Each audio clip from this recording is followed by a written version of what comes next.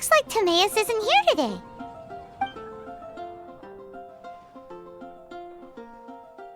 Customers? Oh, pardon me. Are you looking for Timaeus? No. Just strange for him to not be around. Paimon always sees him standing here. I see. He was called away by Albedo a little while ago. I was called over to attend to the store. I'm Sucrose, Albedo's assistant. If you have any alchemy-related queries, you could always ask me. I do my best to help. Actually, I'm not very good at this kind of thing. My apologies. I don't get out too often. I'm usually in the laboratory where there aren't many others to talk to. If you need any help, just call my name. If not, I'll be reading a book. Over there. Thanks. No worries. We're all clued up on the basics of alchemy, aren't we?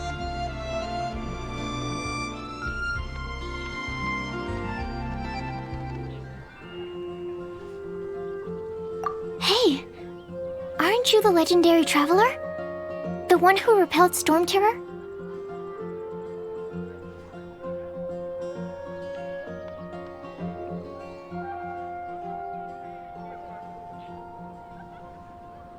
I've heard so many stories about you. Always wanted an opportunity to research you up close. What do you mean, research? Sorry, don't mind me. What am I saying? Still, you'd definitely be able to help Albedo. It is you, after all. There's that name again! Albedo! Is he also an alchemist in Mondstadt?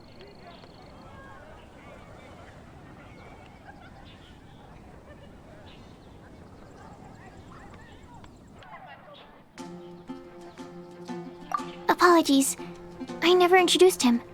Albedo is the Knights of Favonia's chief alchemist. He's also Timaeus and my teacher. But Paimon's only ever seen Timaeus teaching alchemy. So that means Albedo is a teacher? Yes. He's dedicated himself to investigating the truth of this world, and has made many an important breakthrough. We often get alchemists coming to Mondstadt from all over Teyvat, seeking his help. They say that the subtlest of guidance from Mr. Albedo helps him to solve the most unfathomable of problems. Wow! Paimon didn't know he was such a big deal! Still, it seems that he's encountered a problem in his research recently. Every time I see him, he has a concerned look on his face. I'm sure that Albedo would love to hear about your incredible exploits. I know it would bring him lots of new inspiration. Albedo is a true gentleman. He'll be sure to pay you back in equal measure for helping him out.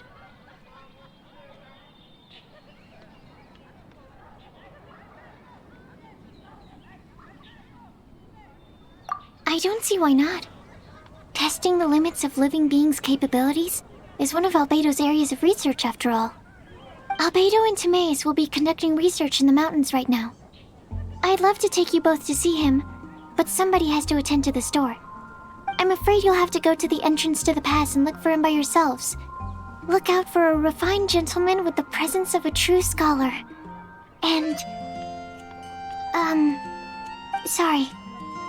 That's the best I can do. You'll have to do your best. Hey, stop worrying. We got this.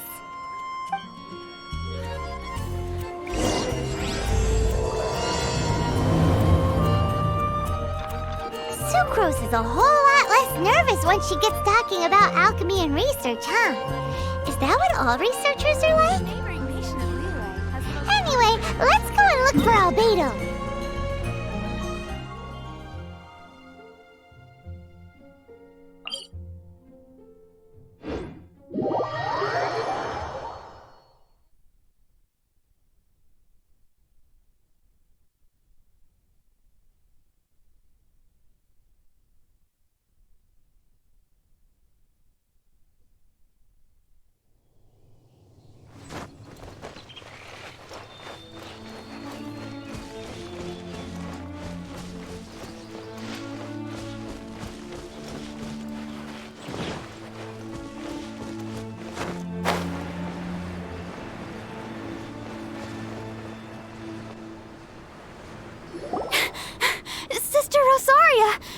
here you are! Choir practice is about to... I've told you already, I don't go in for that kind of thing. I've got more important matters to attend to. Oh, but this event has commemorative significance. The church hopes that all sisters will be present. Hopes? That's odd, 'cause I don't recall a fulfill the hopes of others clause in my job description. I mean, sure, but... But what? You're the event organizer, aren't you? Do you not find it the least bit odd? What do you mean? This far out from Mondstadt at this hour? Even if you set out right now, I'll wager you'd still miss the opening ceremony. Who knows? Maybe this is someone's grand plan to make a fool out of you. Huh? Well, that can't be. People aren't like that. Evidence decides what people are like, not your feelings. Maybe you're a little too trusting of other people. Don't fret, nobody's gonna blame you if you go back empty-handed. I can't imagine anyone else was delusional enough to think I was gonna show up. But if you dally any longer, you really won't make it. You're right. It's a very important commemorative event. If I'm late, then... right, I've gotta get going.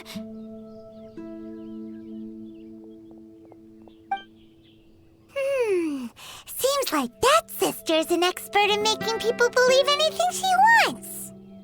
I thought I heard something. Who are you and why are you eavesdropping?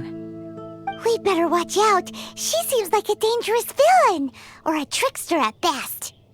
Oh, really? I'm a member of the long-standing Favonius Church. You're an eavesdropping pixie from who knows where, and you think I'm the trickster? Wait, she heard that? Paimon was whispering so quietly. And as for this outlander you seem to be following... So it's you. The honorary knight that saved us from storm terror. Well then, given your status, I won't press you on your reasons for eavesdropping. Otherwise, depending on your answer, I could have arrested you on the spot. What? Do the Sisters of Mondstadt have the authority to arrest people now? We can't go turning a blind eye to hidden dangers, can we? Why shouldn't sisters have a sense of justice? That doesn't sound right. But Paimon can't think of a good comeback. Let's talk about you. What are you doing in the mountains?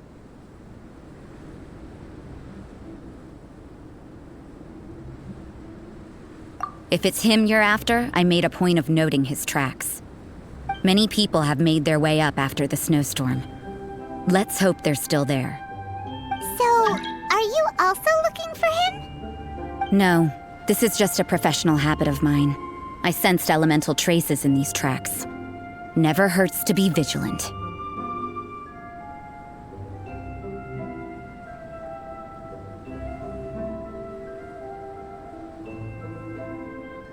I couldn't care what you think. Come on then. I'd like to see what he's up to anyway. Rosaria said there were elemental traces in the tracks. They should show up pretty clearly with elemental sight.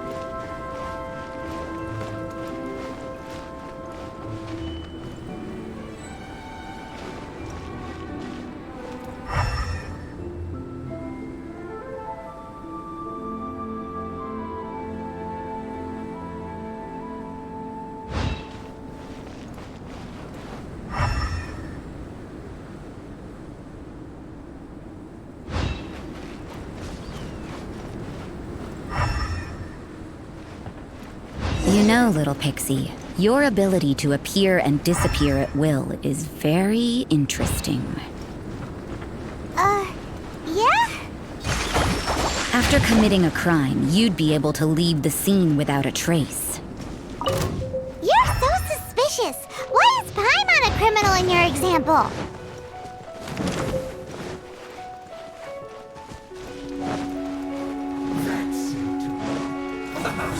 Let's move out.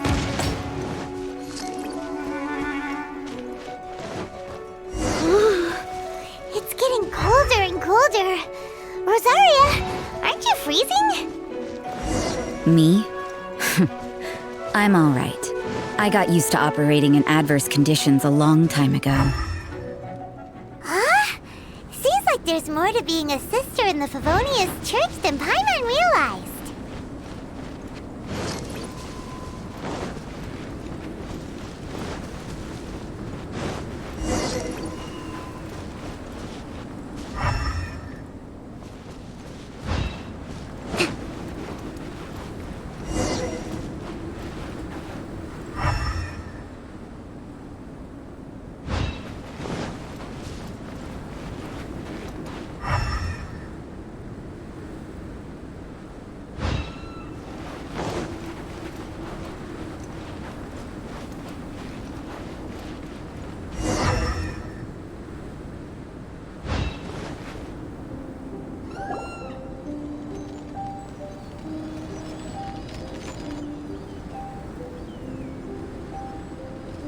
Is that Albedo?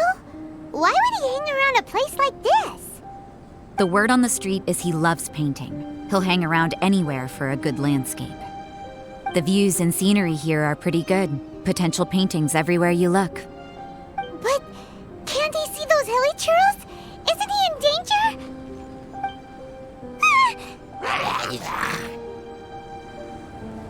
Uh-oh. Looks like we startled them. Enough talk! Let's take them out of the picture first! Billowing surge! Ha! Yeah!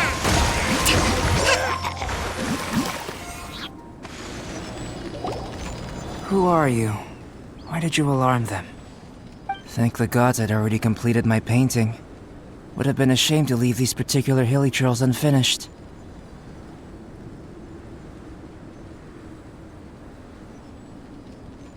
What's up with painting hilly churls? What makes them so interesting?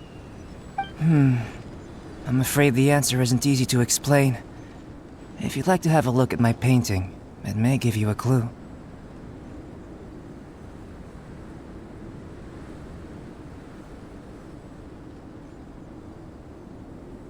Wow! Look at the detail! But some of it seems to have been done in a hurry. You can find these hilly churls anywhere. Quite boring, in fact. Not worth closer inspection. But take a look at this specimen. The build, the coat, and there's a distinct force at work here. In the cyclical lives of such primitive communities, such unique attributes are an indication of evolution at work. Evolution, the transition from nothing into existence, from the known to the Hold your horses. Something tells me we're in for a thesis and I haven't got the stamina. We found your man. I'm headed back. What? Don't you have any questions for him? Hey! What a weirdo. So Sister Rosaria brought you. Surprising. And I didn't have time to thank her. But back to the point. From her words, it seems that you were looking for me? We met a girl in Mondstadt, Sucrose. She said you were stuck with your research. I see. So Sucrose sent you here. Then, if I'm not mistaken, you must be the honorary knight.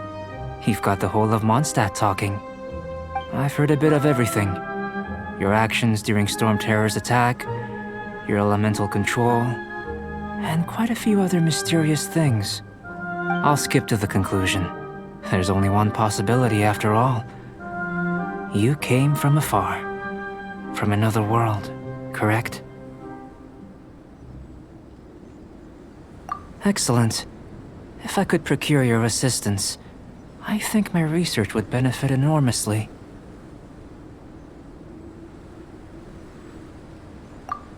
Forgive me. This must be confusing. Where should I begin? The essence of life? Whoa. You want to start with that? You're right. Giving a demonstration would be better than trying to explain. For example, awakening life, breathing new life into fallen leaves. You can do that?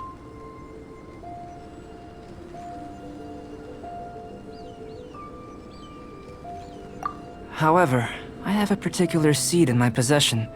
The method I'm talking about has produced no results. It's like you, in that it hails from another world, helping it to grow, to bloom. That's the problem my research is up against. That's where I need your assistance. Well, if you're struggling to figure it out, Paimon's not sure we're gonna be much assistance. I beg to differ. I'm unable to comprehend the intricacies of life outside of the known world. But you're not from the known world. By observing and researching you, I may just be able to find a way to get the seed to sprout. Shall we just get out of here? This sounds a little freaky.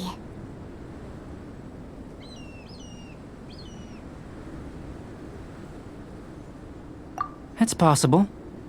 But I will do everything in my control to ensure your safety. Time for a change of surroundings. We should be going. There's research to do.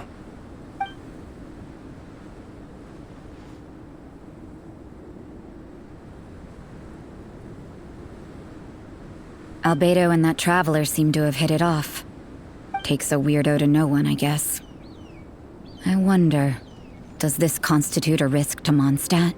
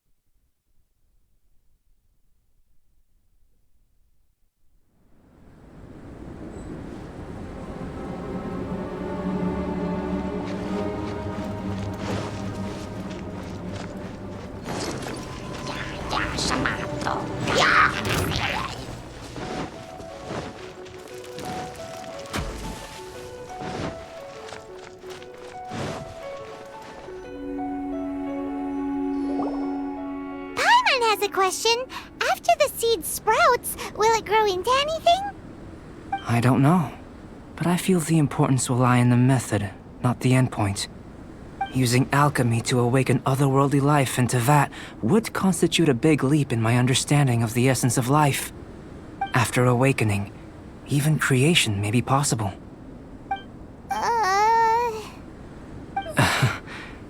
Still a little difficult to understand?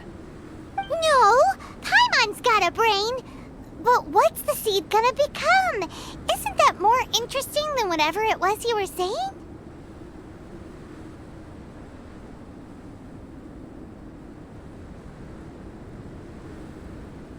Well, if it turns out to be a delicious fruit, dinner's on me.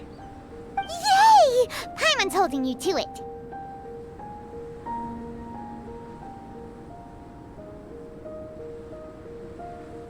Well, let's just say I, occasionally have to look after a child.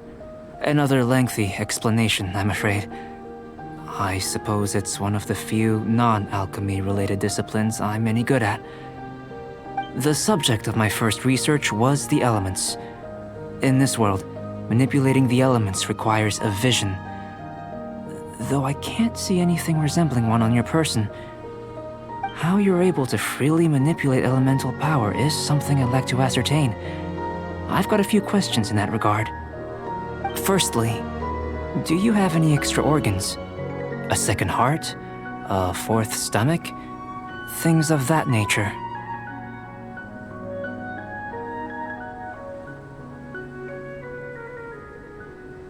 Fascinating.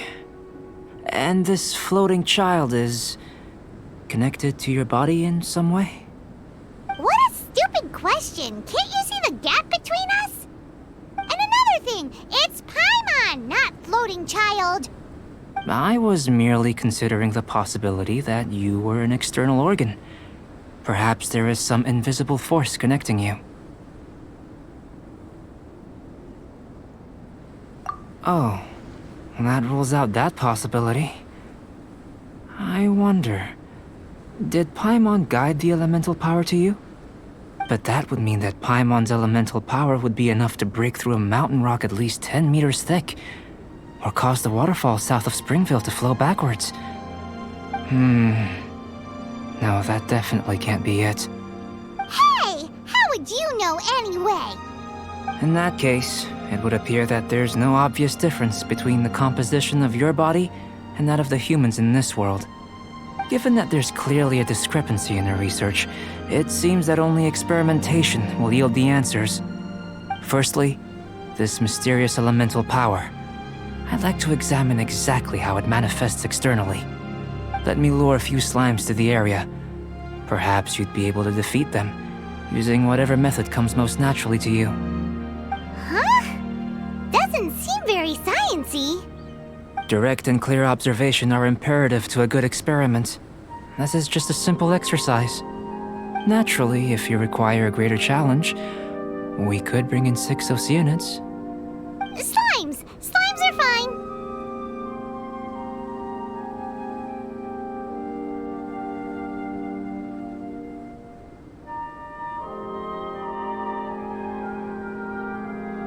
Well, prepare yourself. The slimes will be here any moment.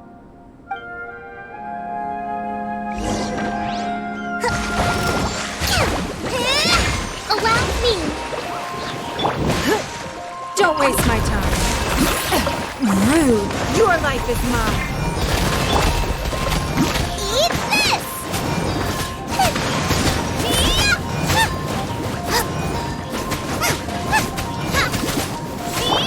Take this!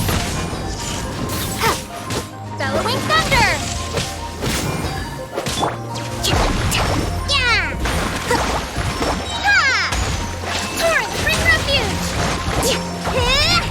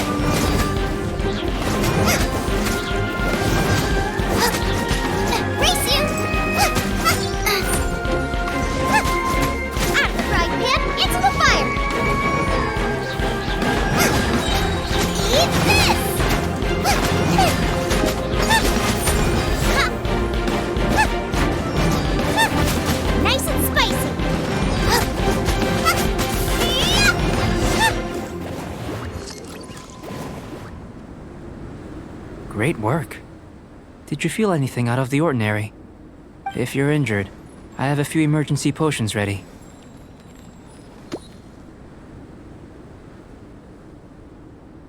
Excellent. According to my observations, the manifestation of the external elemental flow is as expected. Elemental reactions are normal. There's nothing out of the ordinary.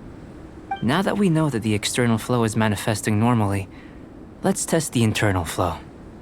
Internal flow? How do you test that? It's very simple. I can use alchemy to create a potion that will extract elemental power. If the elemental power is stored or accumulated physically within your body, this potion may elicit an elemental reaction. Sounds kinda terrifying. Don't worry. In the normal course of events, you'd feel some temporary queasiness. No bodily injury. And in the abnormal course of events? If anything unexpected occurs, I've made the necessary preparations. Try not to worry. Well, it's not that there aren't any risks involved, but if there is anything blocking your elemental flow, we'll be able to locate it with this test. Just a warning. If an internal elemental reaction occurs for any other reason, that's a bad sign. Yes, that's an excellent way to think about it. Before we get started, the potion we'll use for the test is missing a catalyst. We'll need to find it. It's a type of ore known as star silver, but unfortunately not all of it is suitable. I'll take you to my campsite. We can gather some star silver ore on the way. I'll point out any likely contenders. All going to plan, we should be able to begin concocting the potion when we get to the campsite. Paimon's still got a few safety concerns, but it seems like there's a silver lining. Let's keep our eyes open.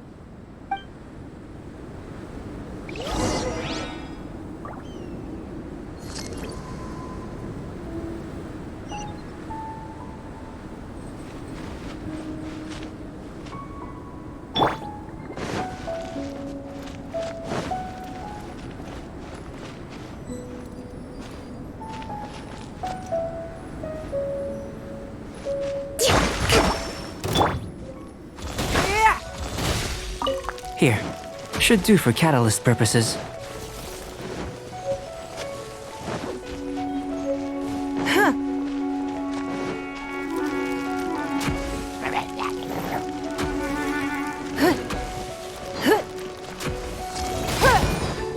It's not.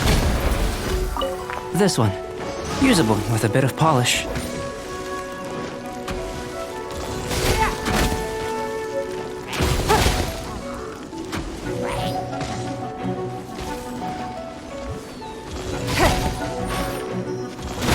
Your life is mine. Give up. What luck. This should be enough. My campsite is just up ahead.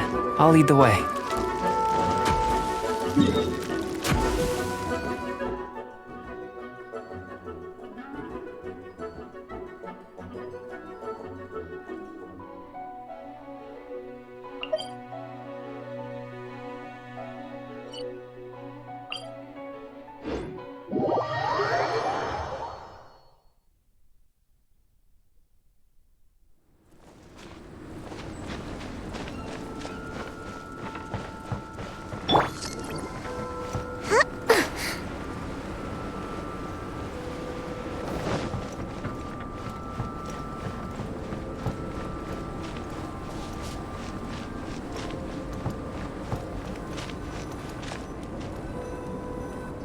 This is my campsite. I've added the materials we collected to the concoction. While we are waiting, have a look over here.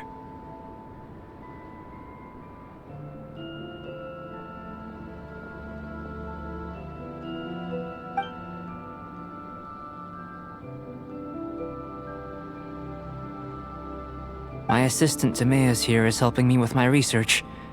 I'm guessing you may have met in Mondstadt already. Hello! I've just gotten hold of the data from your experiment. The report is already up on the board there. Whoa! Look at all the data! these results from one slime battle? I wouldn't call them results, inferences, and a few daring guesses, perhaps. I think the most rational direction would be to expound on the phylogenetic relationship between this traveler and the slimes. Consider. You don't have a vision, but you can manipulate elemental energy.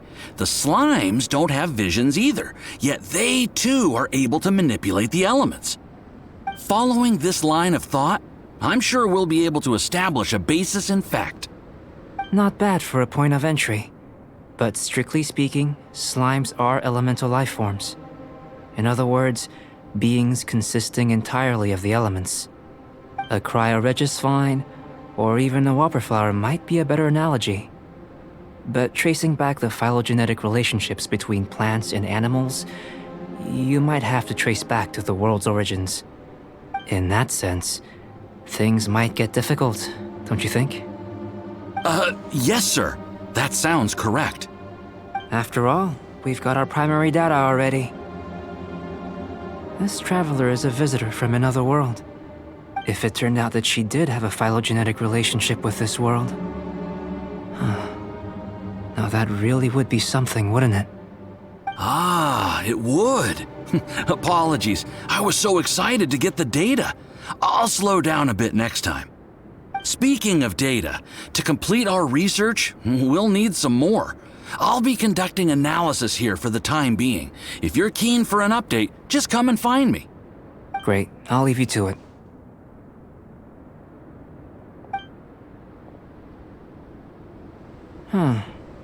Looks like the potion's ready. I'll try a little first. If all goes well, I'll hand it over to you. In line with my expectations. Ready to drink. Remember to keep calm at all times, and breathe deeply if you feel unwell.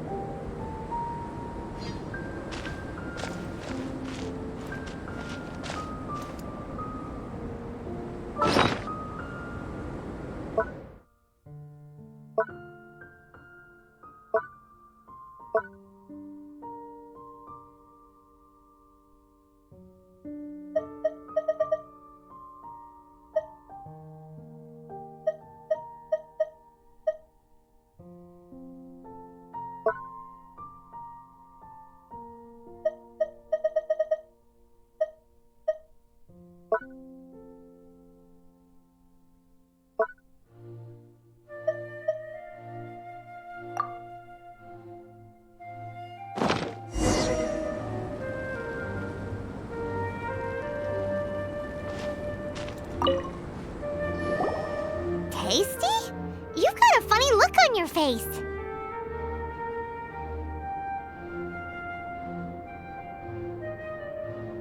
You said you tried some already. You sure it was ready? What's happened to her?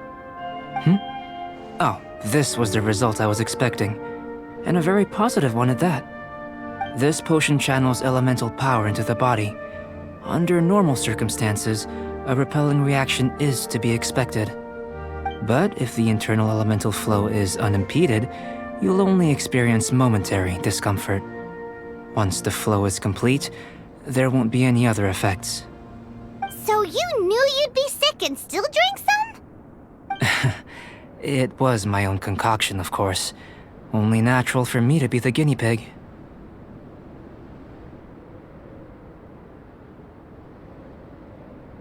But of course, you're my assistant. By all sense and reason, it would be wrong of me to place that risk onto you. In conclusion, I'd say we have our conclusion. As far as elemental energy is concerned, you're no different from anyone else in this world. Nothing peculiar. Aw, Paimon wanted something cooler to happen. Then again, better an ordinary result than a peculiar result. Peculiar results have a tendency to be of the undesirable variety. The good thing about ordinary is that everything is an object of reference, and everyone understands you. People are the same, They can understand, empathize, encourage, and support one another. When you're sick, a doctor can diagnose you because they are you. When something goes wrong, you can ask people who've made the same mistake for their experience because you are them. But a peculiar person, they don't have much recourse for the things we take for granted. The essence of their life is fundamentally different. For example, a human can't understand the life of a Pyroregisvine or an Eye of the Storm. Have I explained it clearly enough?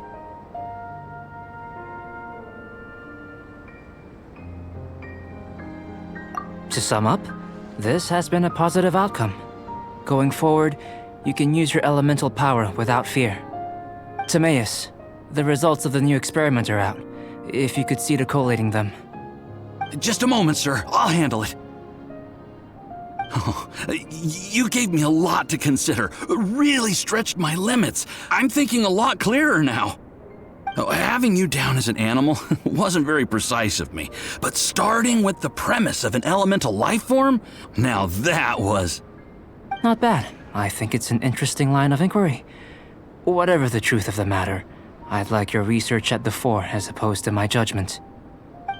You can count on me, sir. I'll extract a result satisfactory to all. Is he trying to join the Knights? He's starting to sound like a suck-up. What Paimon meant to say was, that's the spirit! Mr. Albedo, say something! Before we can proceed with our research, I need to... prepare something. Wait one moment. If you're interested, why not have a look around? It may help to pass the time.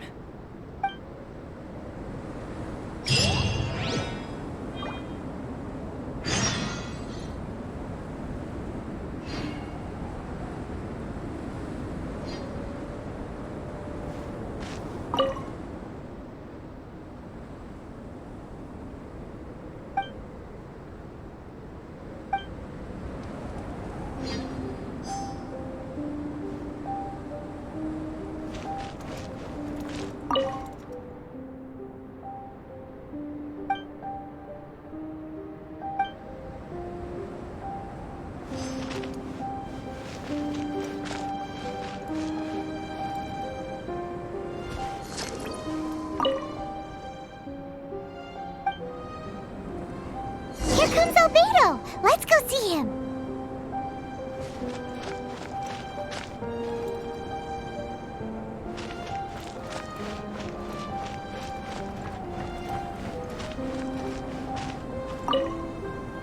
I'm back. Did you see anything interesting? Not to worry. They're all for alchemical purposes. You'd be hard-pressed to find an everyday use for them. Well, on with the research. There may be significant differences between different worlds. Take Tevat, for example. Here, those with visions can manipulate the elements. But worlds may well exist where only one person is able to do so. Or even everyone. So, leaving elements to one side, do you possess any unique abilities? Ones that don't exist in this world? I think answering this question calls for the same methodology as last time. In other words, time for the next experiment. No. You shan't be required to exert quite so much effort this time around. Now, see this pillar here? Use your willpower to try and break it.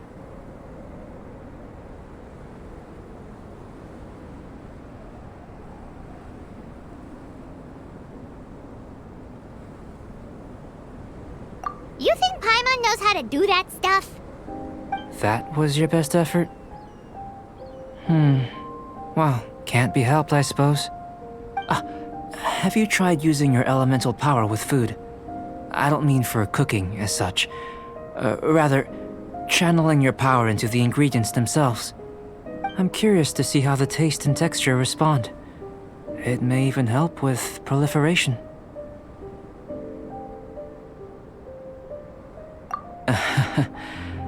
I suppose I have a curiosity for things that others find surprising. Anyway, why don't you cook us up a sunshine sprat? I've just finished preparing the recipe. Cooking? Paimon was looking forward to more mad scientist stuff.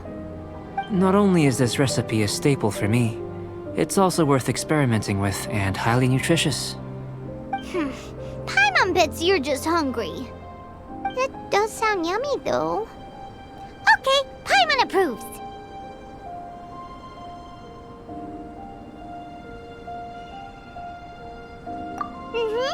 Good buddies are always on the same page. I'll leave you to it then. Looking forward to the results.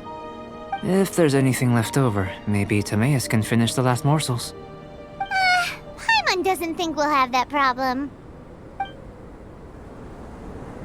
are we gonna channel elemental power into the food? Maybe try the willpower thing again.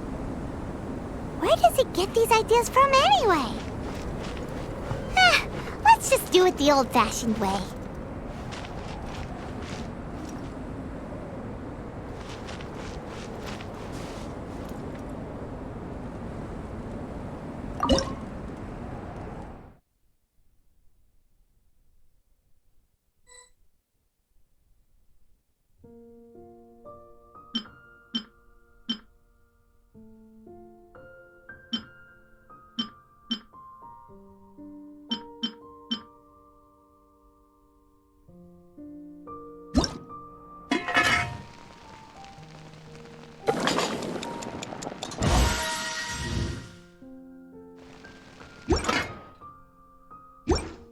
Respect must be given to the will of every creature. Each fish in the ocean swims in its own direction.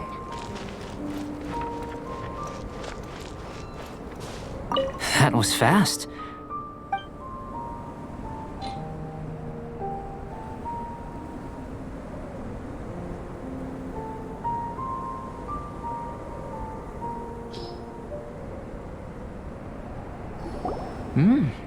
An average outcome experimentally, but you've really brought out the flavor. You seem well versed in the science of gastronomy. As far as the proliferation hypothesis is concerned, we've come up short. Seems like food presents the same headaches in your world as it does ours. Unless... could it be that the natural laws of this world are limiting your unique abilities? We just didn't know how to channel elemental power into the food. It's a little more complicated than adding herbs and spices, you know. Not to worry. At least we put some food to good use. No need to feel disheartened. And here's your portion. Enjoy. I can box it up if you like. Woohoo! Thanks! Glad you were paying attention.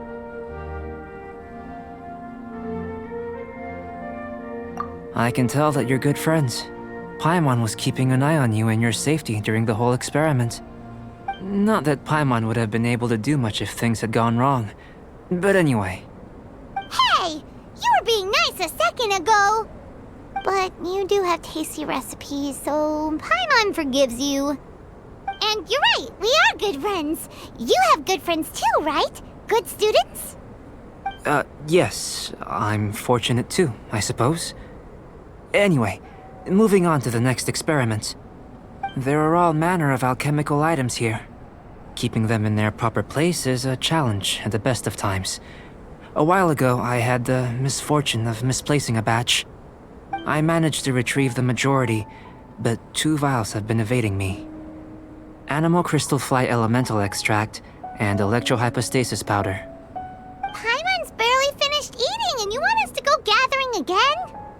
Don't worry if you can't locate them. I was planning to replace them anyway. Though finding them would save me the hassle.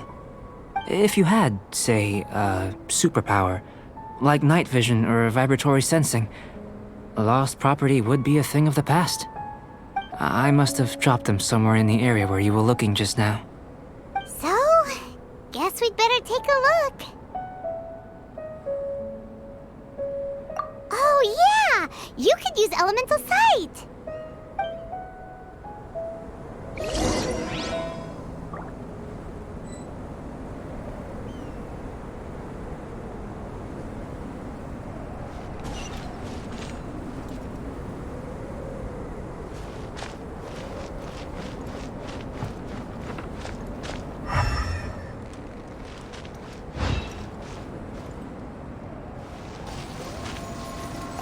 This must be electrohypostasis powder.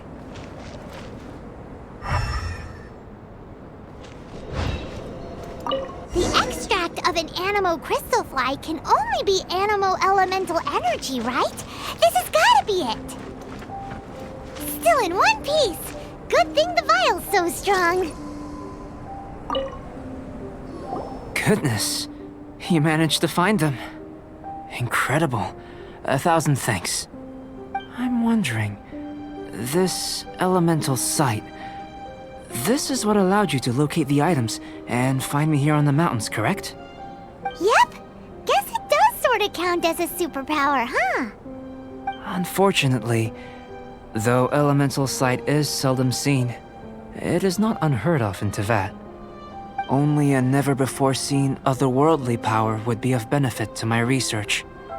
You mean we failed again? Don't be disheartened. This falls entirely within my expectations. Besides, getting these items back, I'd call this a very worthwhile experiment. I have to commend your deduction that the items would contain elemental traces. Right then. Up until now, our research has focused on your otherworldly identity. Our research on your identity as one of us is just beginning.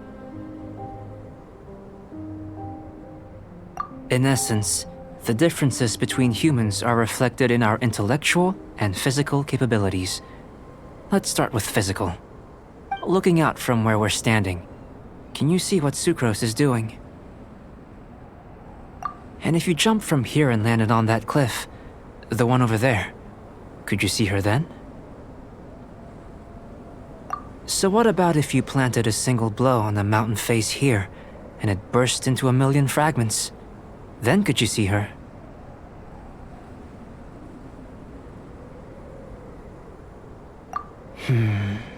Then I shouldn't get too excited. Still, we'll gain a more thorough understanding with an experiment. I know of a location that will be perfect for a physical test. Please, follow me.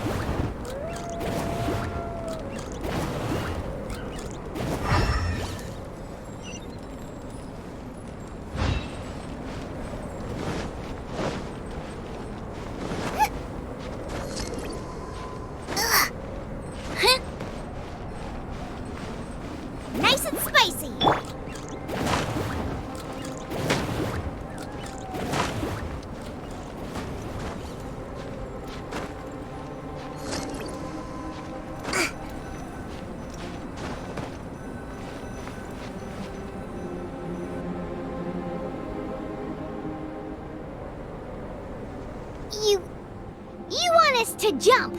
From up here? Not necessarily. Not if you know of a better method, that is.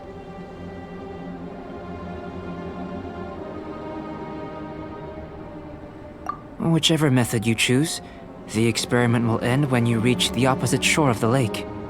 I will factor the time expended and your top speed into my comparative analysis.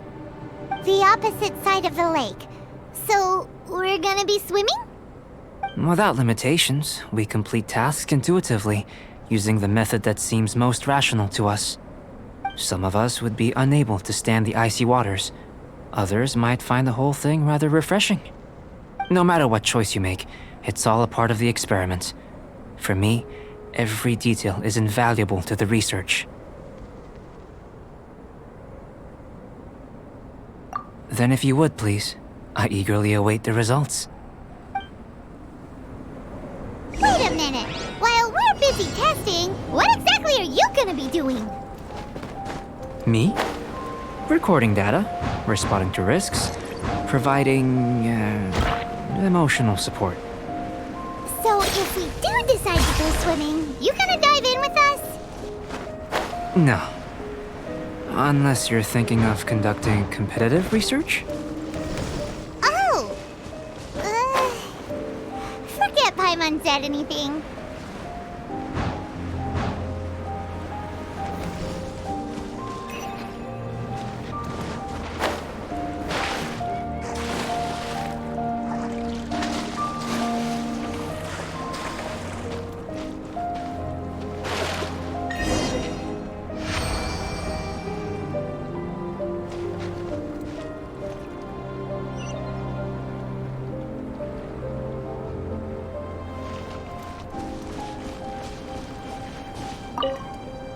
Great work.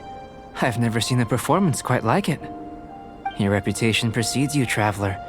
The data shows that you're easily outperforming the average citizen in Mondstadt. But you followed us the whole way without breaking a sweat! Me? Actually, I used alchemy to cheat a little. But anyway, if it turns out that the natural laws of Tavad do not affect you, I should be able to make various inferences about the otherworldly civilization you belong to. If the natural laws of Tavad do affect you, then I shall be able to make inferences into the kind of evolution that would occur under the absence of such effects. The innumerable possibilities that this could present, the captivating insights, it would be something to savor again and again. But how does this help your research? You've helped me to unravel many of the problems that were holding it back. When we return to the campsite, I should be able to show you something interesting. I may be about to make some analogies between you and a few unusual specimens. I hope you won't be offended. Gold, petrified trees, a sun 8 times the size of our own. The essence of the investigative process is enthralling, but such feelings are inevitably fleeting in nature. I'm willing to pour all my energy into research, and yet specimens are finite.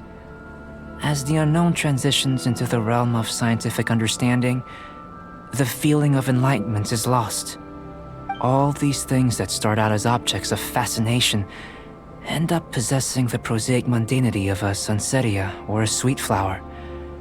They cease to be noteworthy. Oh, so that's why you wanted to paint those hilly turtles? Because you got to see something new and interesting in the differences between them? Precisely. To quote my exact words from earlier, these creatures are, for the most part, quite boring, not worth closer inspection. There is precious little about them that serves to pique my curiosity now.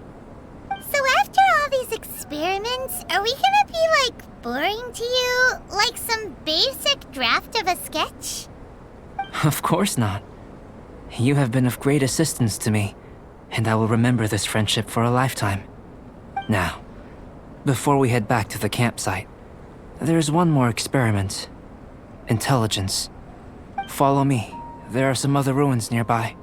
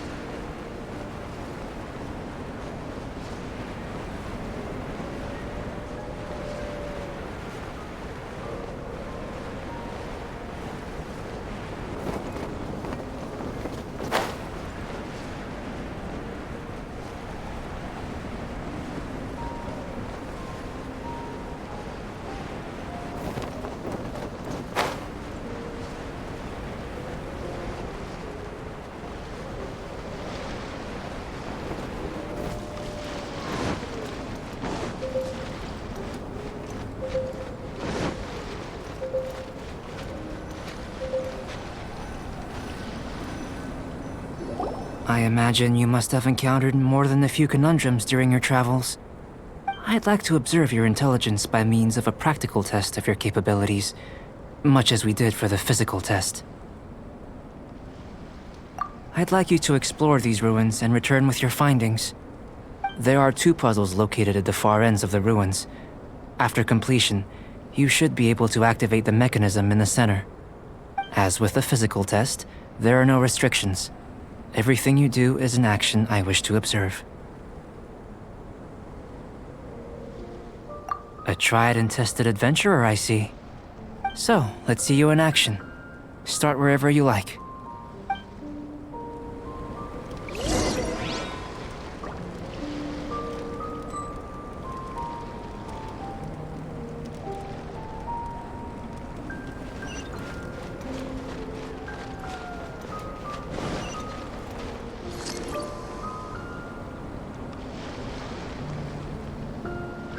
Let's move out. Let's move out. It's a complex environment, so proceed with caution.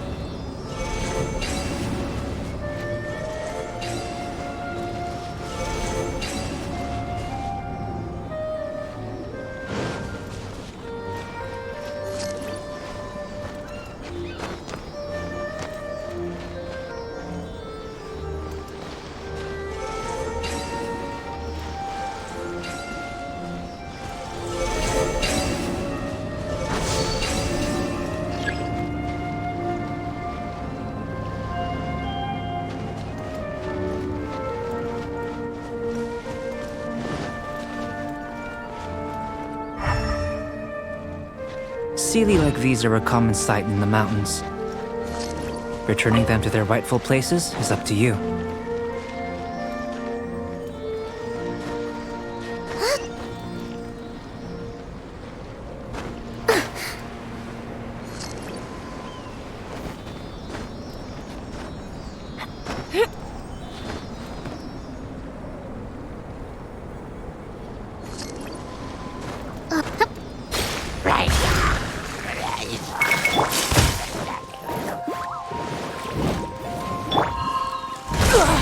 You wait!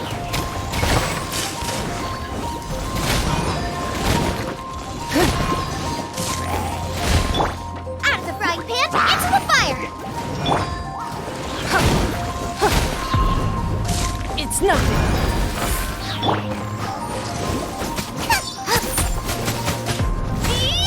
Nice and spicy! Submit!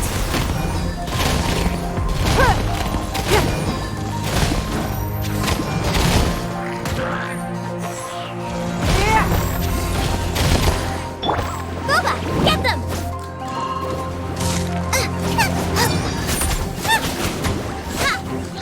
Race you!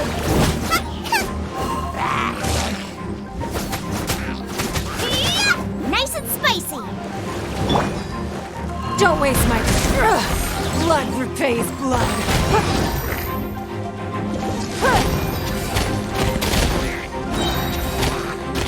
Your life is mine. It's nothing.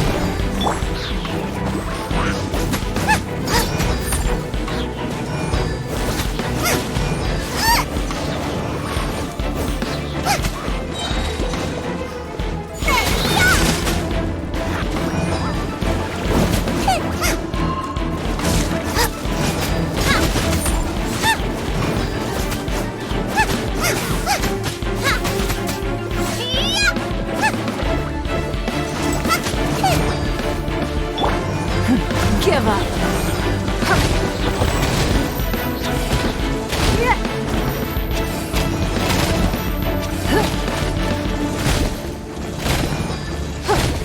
Don't waste my time. Out of the frying pan, into the fire! Submit!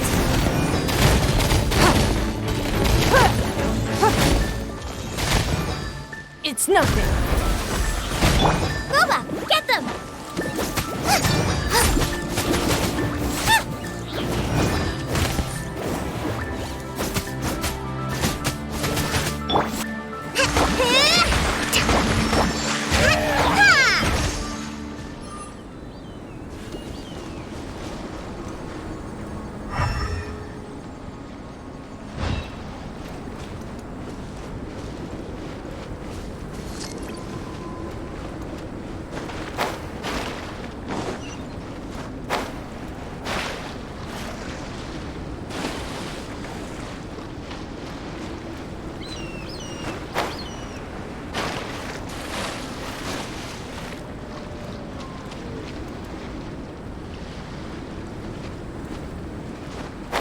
thinking.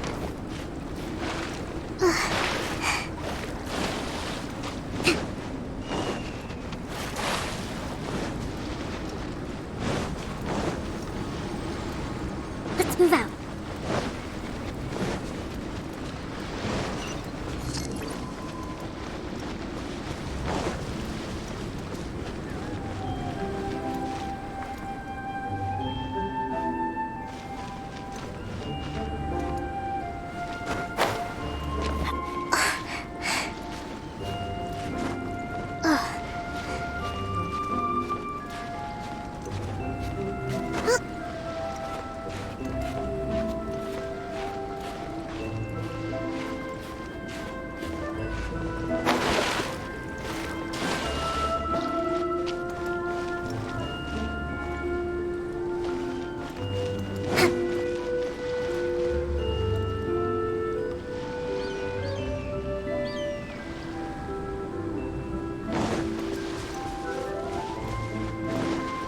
Let's move out.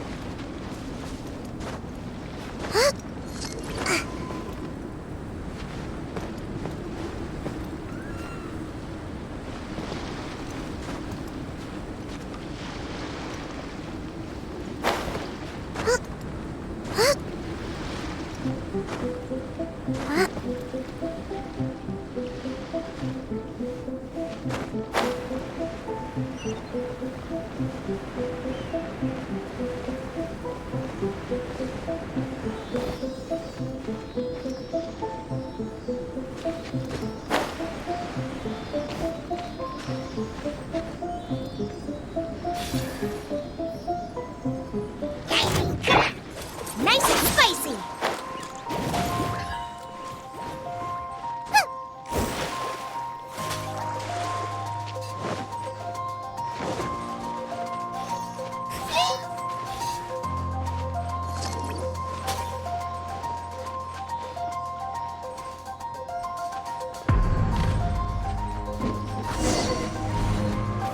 It should now be possible to activate the central mechanism. Exactly what will happen when you do is something I'm looking forward to finding out.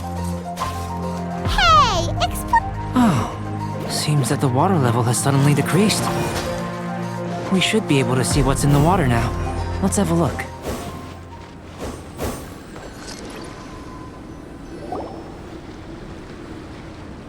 What's this?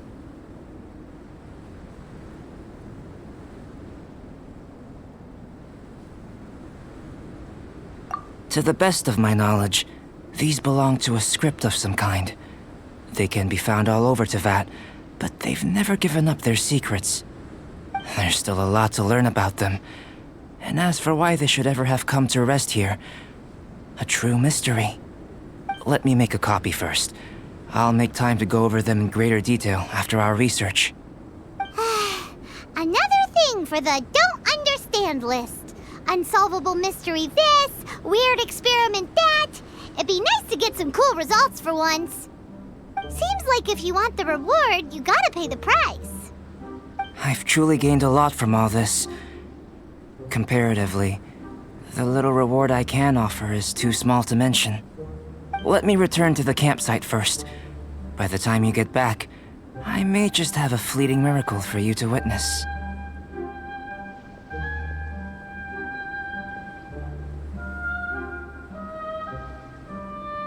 Paimon's kinda looking forward to seeing the results of all this brain ache. Unless you can think of anything better to do, let's head back to the campsite. Not so fast. You're not leaving until I'm convinced that nothing dangerous is going on here. You didn't leave the mountain? I most certainly did not. And I've witnessed everything that you and Albedo have been up to. I must say, you let your guards down. Or maybe you were drawn in by his compelling-sounding hypothesis and friendly demeanor.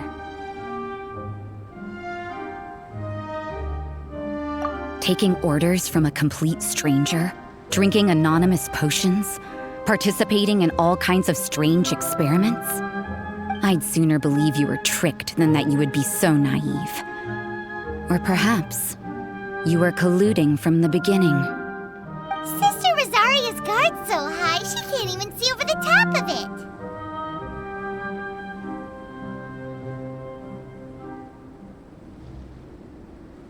It doesn't matter what you think. He could be a saint for all you know. But I understand him a little better than you, Outlander.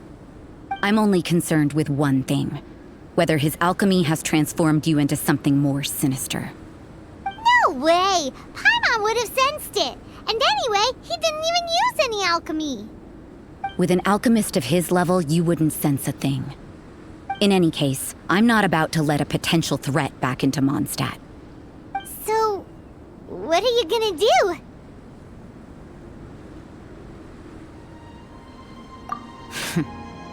I've got to hand it to you. You have your moments. If I can be sure that nothing you came into contact with is dangerous, that's good enough for me. I've investigated everything else. The only items left on the agenda are these symbols. But we don't even know what they mean. That much is true. Not to mention, seems like there's nothing more to them. But for insurance purposes, I'd better make a copy. This is now a location of interest. Regular patrols should be set up here. Now then, all things considered, I deem that you pose no immediate threat. Which is what I was hoping. I would have been one very unhappy sister if you'd made me work overtime on your account. Overtime? Before we go our separate ways, Outlander, a word of advice. Don't be so quick to trust Albedo. And don't repeat the same mistakes that you did this time. You made a lot of rash decisions today. She's gone! So stubborn. Mondstadt doesn't have many people like that.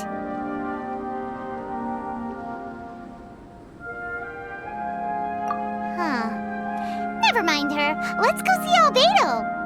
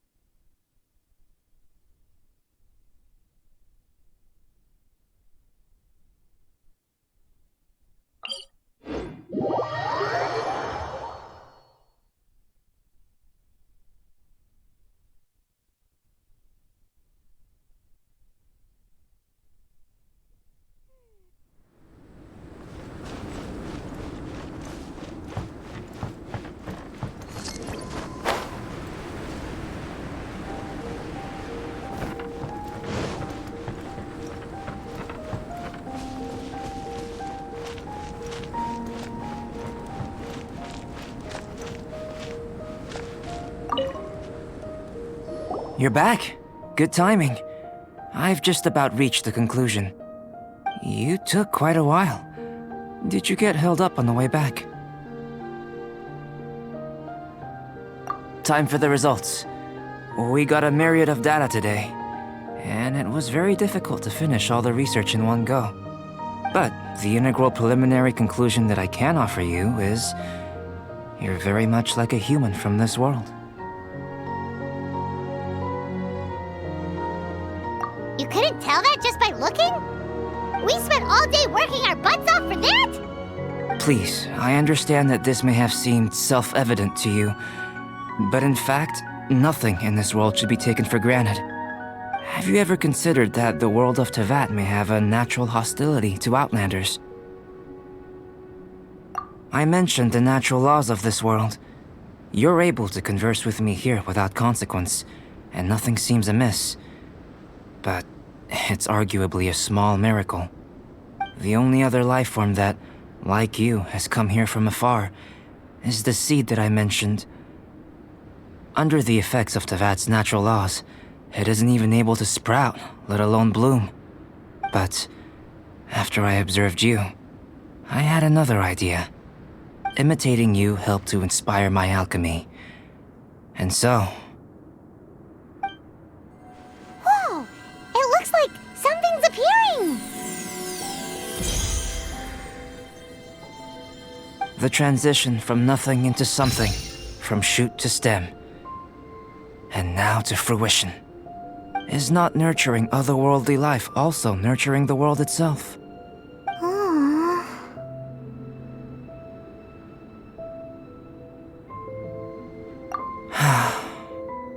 It would seem that that's as far as we go. A transient bloom of incomparable beauty. Life's proudest achievement. Paimon thought with all our efforts, it might have bloomed forever, and it didn't even have any fruit. Life is a manifold tapestry of free entities.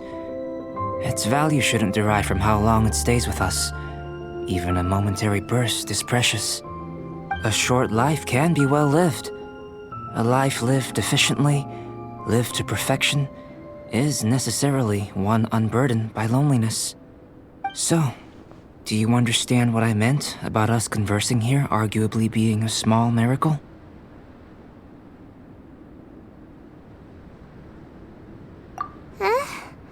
Things feel a little heavy right now. Don't be sad. You've got Paimon to look after you. Albedo, Paimon really wants to be your friend. Thank you both. Even if dispelling loneliness is not essential for life, it certainly doesn't hurt. Your help inspired me to discover the means to make a flower bloom. I mean that the time I've spent traveling with you in the mountains was a valuable journey for me. In the future, if the need arises, can I solicit your help again? Well, glad I can count on you. I made a point throughout of telling her how ordinary the results were. But what was that sediment I saw forming at the bottom of the vial? It should not have been there. What could it mean? Those born of earth are bound by its imperfections, but those born of chalk are free of impurities. You and I are alike, both composed of a substance that has yet to be fully defined. If, one day, I lose control, destroy Mondstadt, destroy everything, can I rely on you to stop me?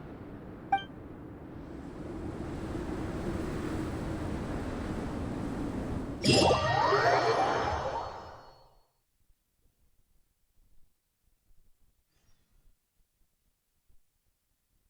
let's go see Timaeus. Paimon has a favor to ask him. It'd be great if we could catch Sucrose and Albedo too, but they seem really busy lately, so let's not get our hopes up. Anyway, let's go see.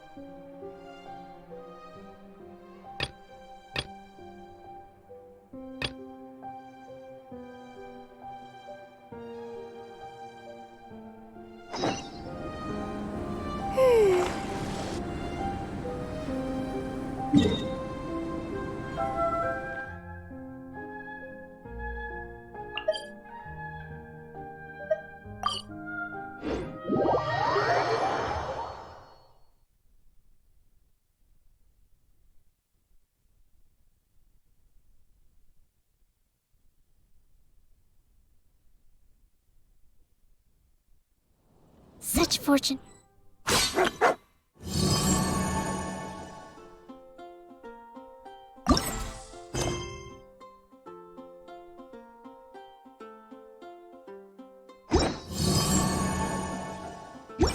the weather.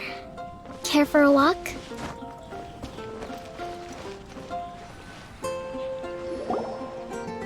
Hey, Tomei! Is that Albedo? Why is he leaving?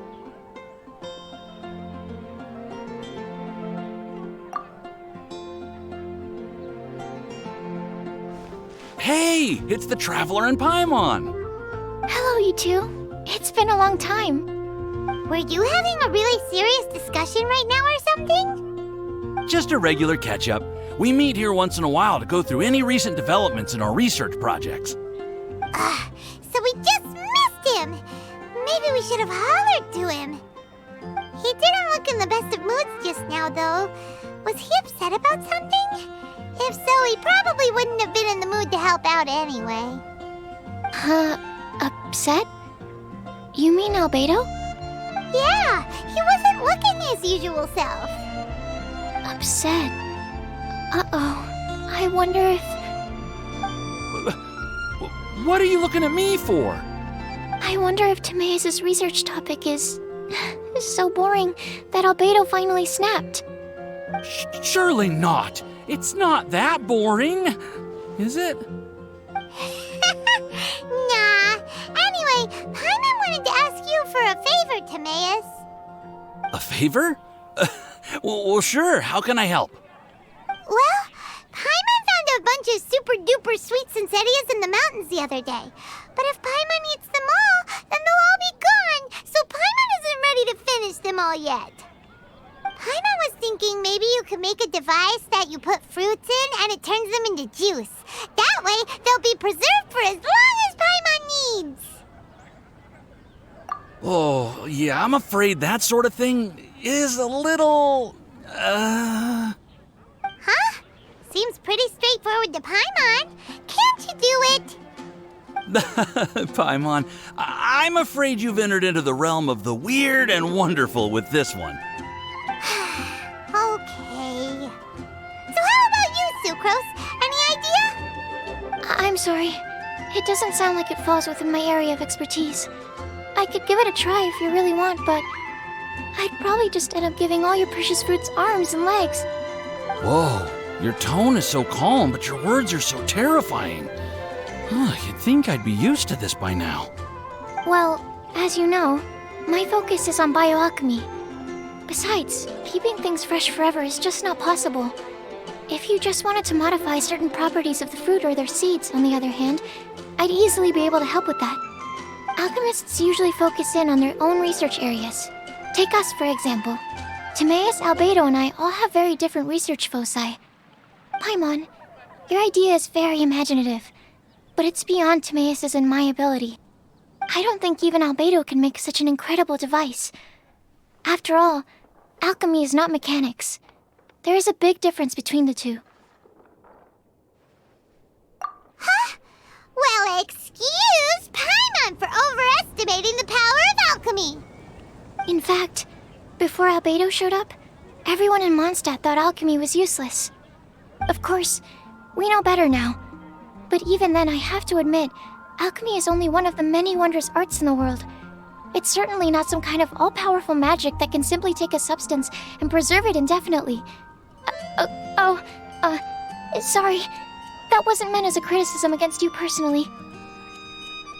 Paimon just wanted some fruit juice. What's wrong with that?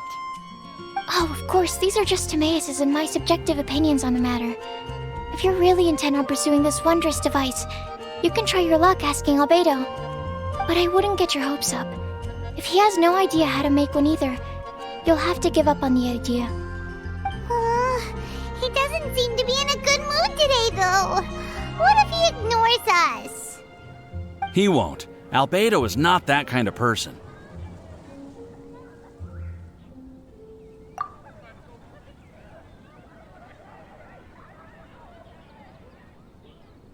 Hey, so where is Albedo heading to anyway? Dragonspine? Unless he specifically says otherwise, Dragonspine is where he usually goes. He seems particularly fond of that place. And somehow, the cold doesn't seem to bother him at all. Then let's go to Dragonspine to find him. Come on, there's no time to lose.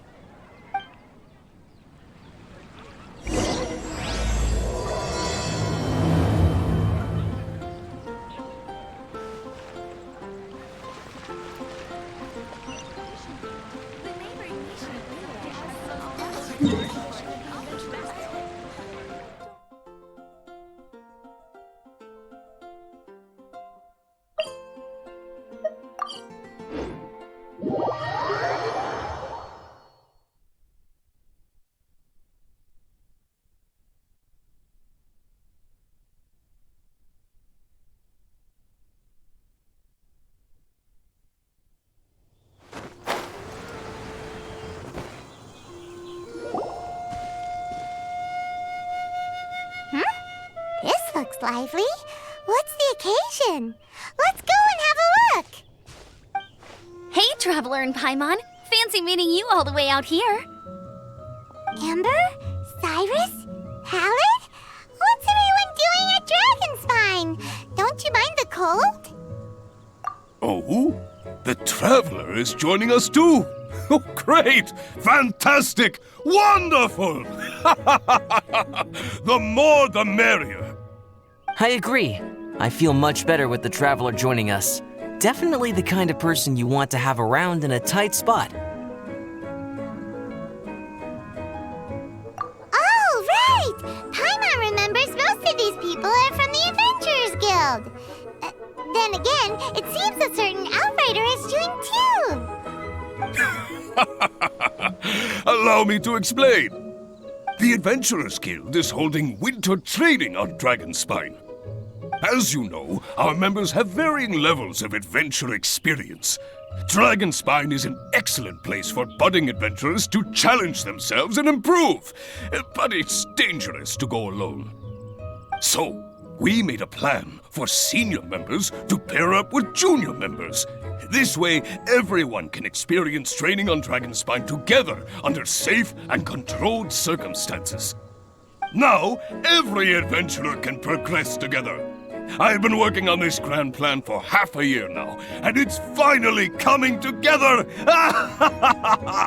It's a great plan, isn't it? Hey, you are an outstanding adventurer. Surely you must be willing to join us and help out. Is the Adventurers Guild short on experienced members? Well, that's part of it, actually. The other reason is, when I was patrolling the perimeter of Dragonspine, I found a lost kid named Joel. I heard he lives here on the camp, so I escorted him back.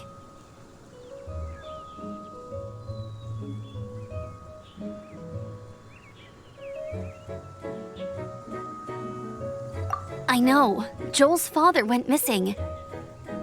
I totally sympathize with how much Joel misses his family.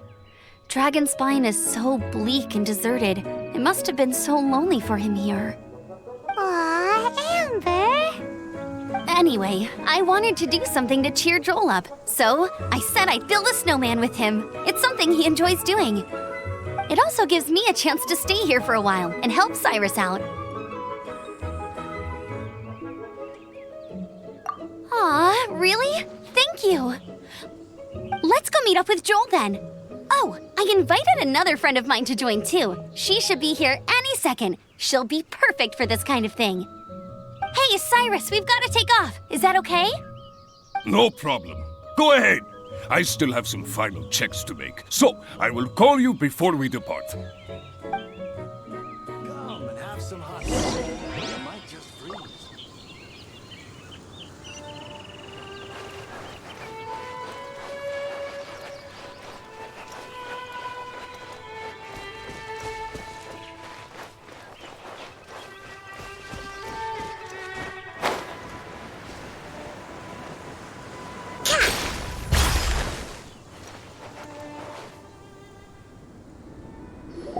Hey, Joel, we're here.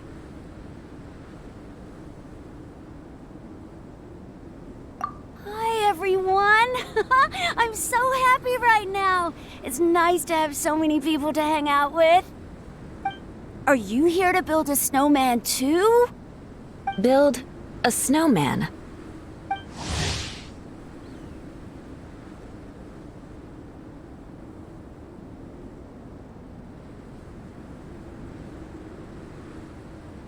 Oh, sorry. I forgot to do the introductions. This is Eula, the Spindrift Knight and captain of the Knights of Favonius Reconnaissance Company. Amber, You're being far too formal. The child is never going to remember all that. Please, just call me Eula. Okay, Auntie Eula. You can call me Joel. Auntie Eula? Uh-oh. Eula's gonna add that to her long list of scores to settle. All right, if that's what you want to call me, go right ahead. Whoa! Eula just let something go for once? Amber, what's this I hear about a snowman? I came to assist because you told me the Adventurers Guild was short-handed. Yeah, that's something else. But look, Joel's at the age where he should be having fun, and there's nothing to play with on Dragonspine. He used to build snowmen with his dad, and since his dad's not around, we're keeping him company instead. Besides, Eula, it's gotta be more fun than taking an ice bath all by yourself. Let's combine our forces and build ourselves a huge snowman. It'll be a ton of fun. Yep. Count Paimon in too. Paimon wants to build a snowman. Auntie Eula, are you too busy to join in? If so, it's okay. I understand. No, nothing like that. My mind was on something else, that's all. Building a snowman with Joel, are we? Sounds wonderful. I'd be delighted to join you. Then let's get started. First, we need to split up into teams to gather some supplies. Joel and I will be on one team. You and Eula can be on the other team. Hey, Joel, see that huge tree over there? Want to race me there? Yeah, let's do it! Wow. Those two are fast. It's hard to tell which of them is having more fun. Hey, what's up with you two? Why are you just staring at each other without saying anything?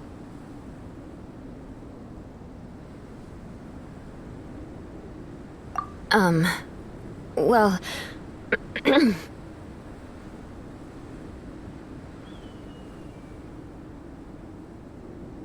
Joel probably hasn't spent much of his life in the city. He doesn't know me, and he doesn't know what the Lawrence name means to the people in Mondstadt. Right. That's why he calls you Auntie Eula.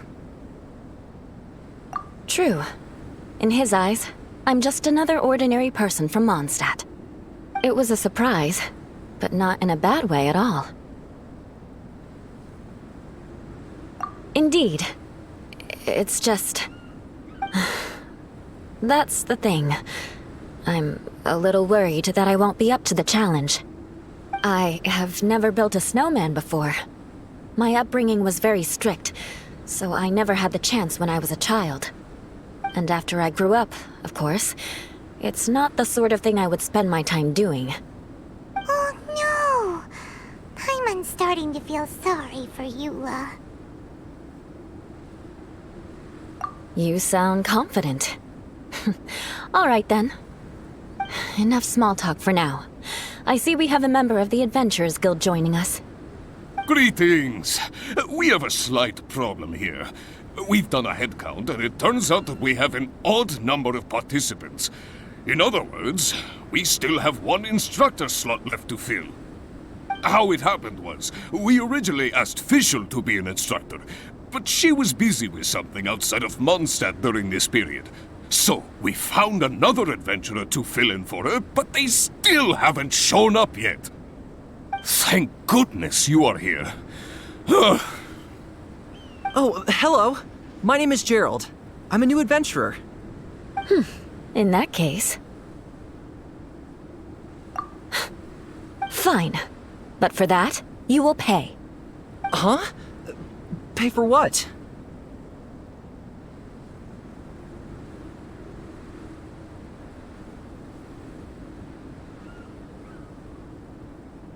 Okay, I got it.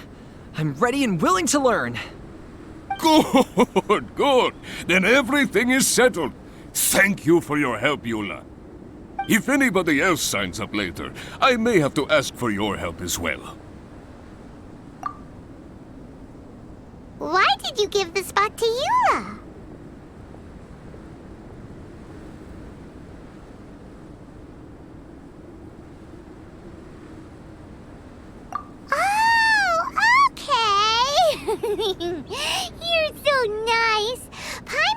noticed Eula smiled just now. It must have meant a lot to her.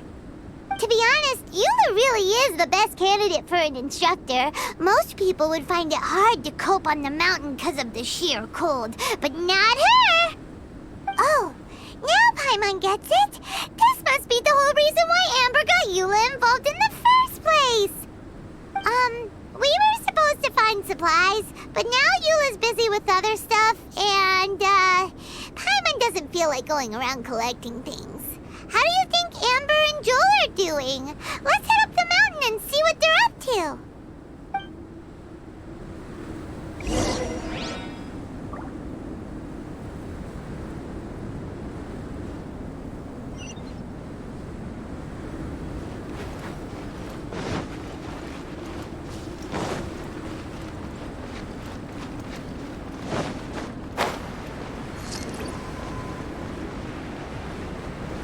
The snow. Have you ever seen such beauty?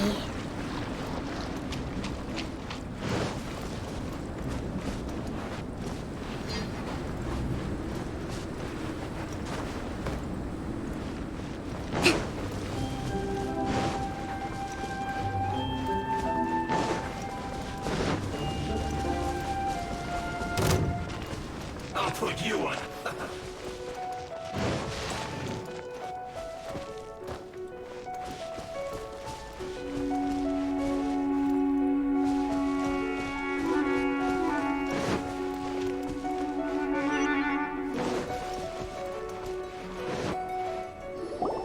Strange. Didn't they say they were going this way? Where the heck are they? Did we get here too late? Have they moved on already?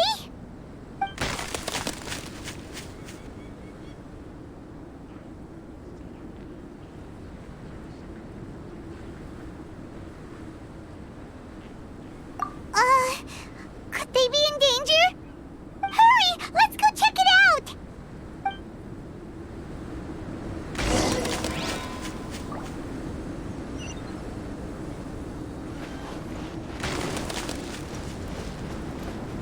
Let's move out.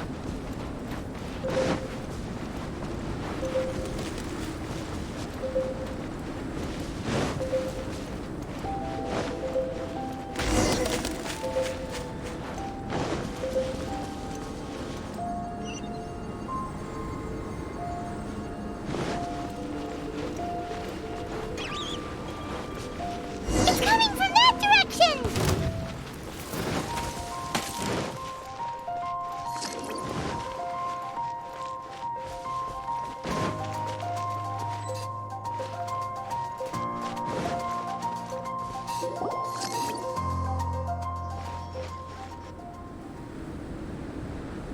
The sound just completely stopped! How could that happen? After all the adventures we've been on, our tracking skills are honed to perfection! Aren't they? Oh, guess we underestimated whatever was behind it.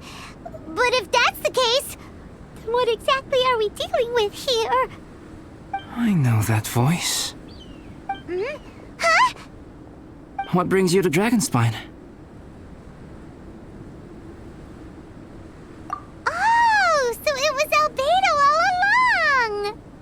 All along? Oh, what do you mean by that? On the way here, we kept hearing weird noises, and it felt like someone was watching us the whole time.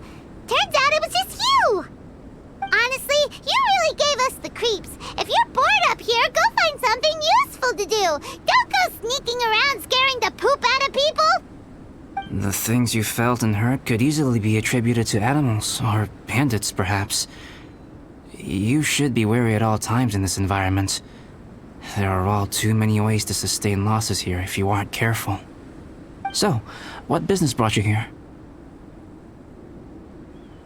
We actually came to look for you, but then it turned into looking for Amber, but now we've met you, so we're back to that again. Your thought process is rather chaotic, as is the way in which you articulate it. Hey! How dare you! All Paimon's trying to say is that we came here to look for you! Oh, is that so? Then it must surely be something of great importance. I'm all ears.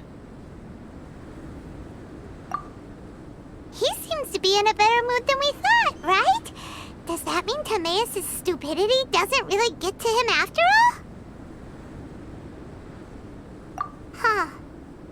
Okay, let's just forget that ever came up. That's okay if you can't tell me about it. Just treat this as an opportunity to stroll on the mountain and enjoy the view. So basically, the truth is we're here on adventurer duty. Oh, I see. So you foisted the rookie off onto Eula so that you could wander off and goof around? We're not goofing around! And Eula was the right person for the job! We were just being nice. What about you then, huh? What are you doing on Dragonspine? A friend commissioned me to do some artwork recently, and I have yet to finish. I came here because it's a quiet place where I can gather my thoughts, gather inspiration, and gather some raw materials while I'm at it. Raw materials? For what?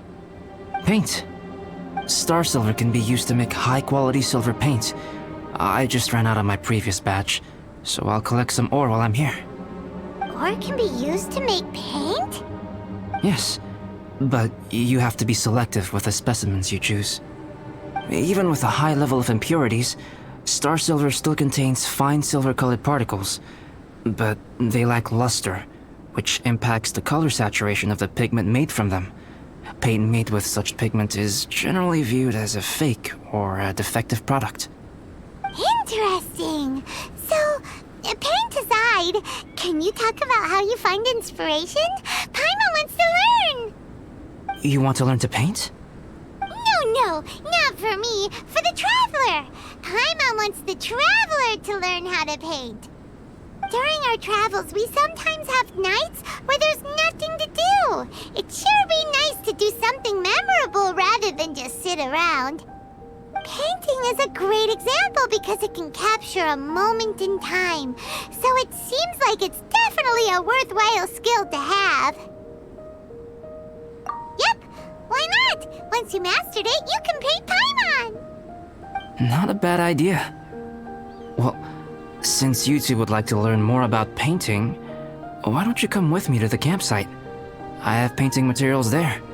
You can practice while I give you some guidance. Sounds great! Oh, she'll be fine. She is a Knight of Favonius after all.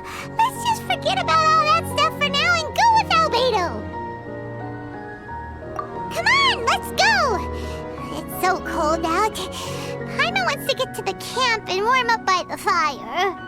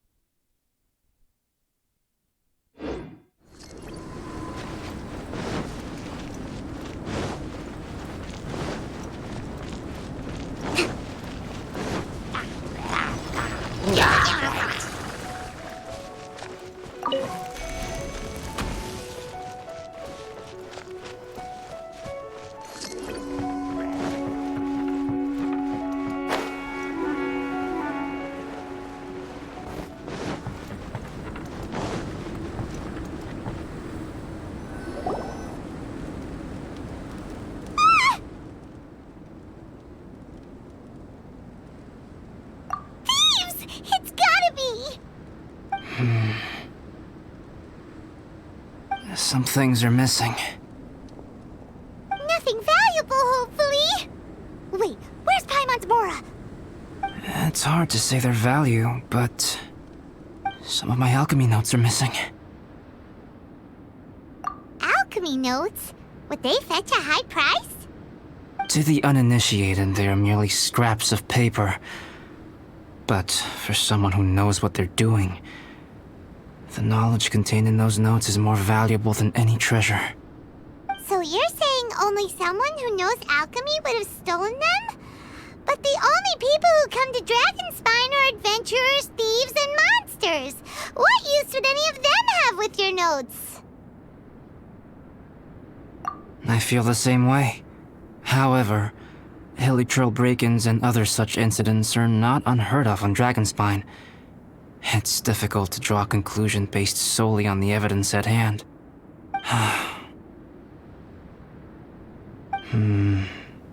These appear to be... Footprints? fresh ones. Meaning our thief can't have made it far. Let's chase him down! We can't let them get away! From the entrance, the footprints go that way. Oh, that thieving... thief!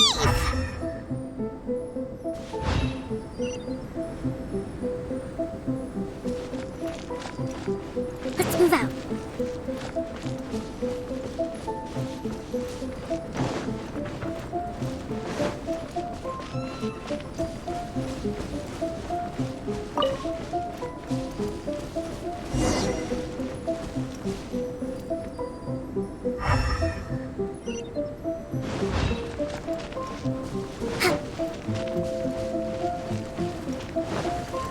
The footprints lead up there.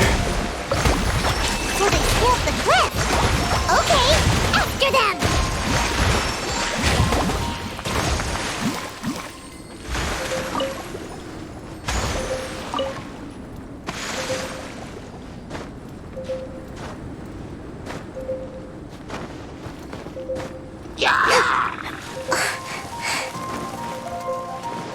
Let's move out.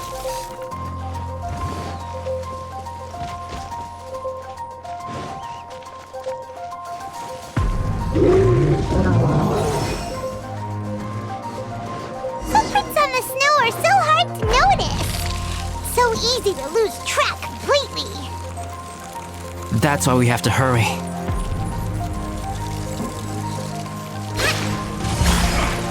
Come at me.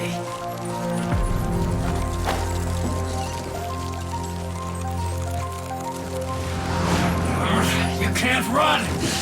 Well, neither can I.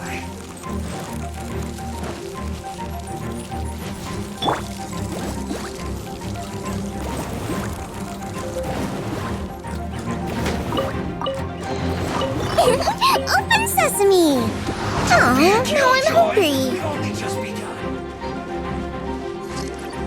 Huh? The footprints stop here! Our thief must have jumped from the cliff. Get your wind glider ready. You're going down.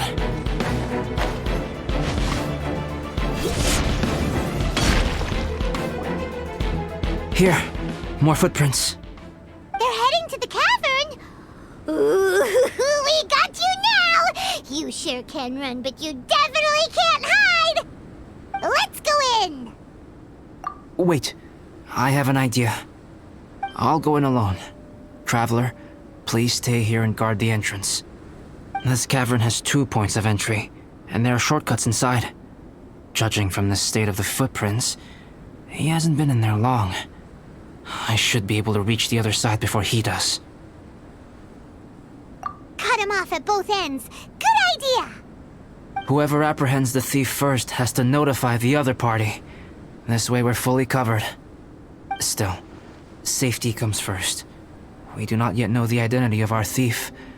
Please take care. We'll be fine. Okay, see you shortly. Of course. I wonder if Albedo found the thief. This is taking forever. Really? Huh. Maybe it just feels like a long time because Paimon hates waiting. Waiting is so boring! Why don't we find something to do to pass the time? You know, something like... Oh! Look at all that star silver over there! Why don't we gather it up for Albedo? It's right next to the cavern, so we won't be going far. If anything happens outside, we can be right back here in no time. Yay! Let's get started!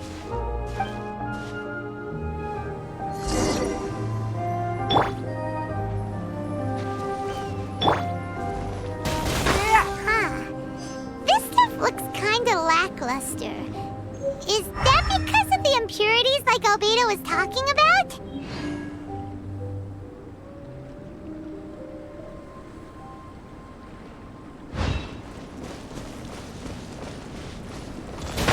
Hey, this one's not bad.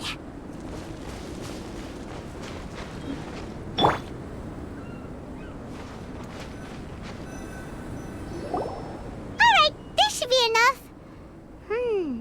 Some star silver shines a lot more brightly than others, huh?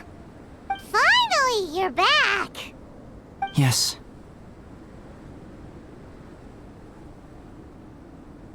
Sorry. I was unable to catch him. He was faster than I'd imagined. Oh, so after all that, we still don't even know who the thief was? What a waste! Still, we won't be going back completely empty-handed. We did some mining! Mining? Yeah, for star silver. Look, we got quite a lot! It's just like you said. Some are really bright and shiny, and others just look like regular lumps of rock with a little shiny bit here or there. Star silver. I was merely saying what was on the front of my mind. I hadn't thought you would genuinely go and gather some. Well, you said they can be turned into paint, so we got pretty curious.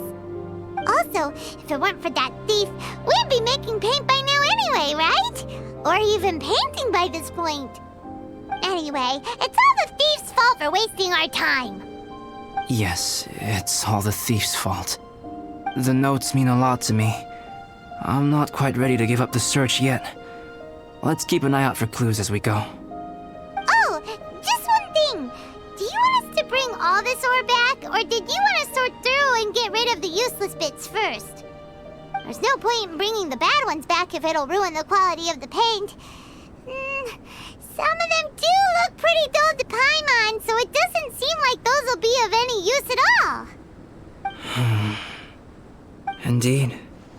The sorting process is necessary. Humans are such practical creatures. They only want those things that are good. Once they have learned to distinguish between good and bad, they will never stop comparing things in their minds. Useless things should be disposed of at the outset. Right! Saves a lot of time that way. Efficiency first. So let's start by... Help! Help me! Wait! Did you guys hear that? Was that a cry for help? It's likely an adventurer in danger. Okay.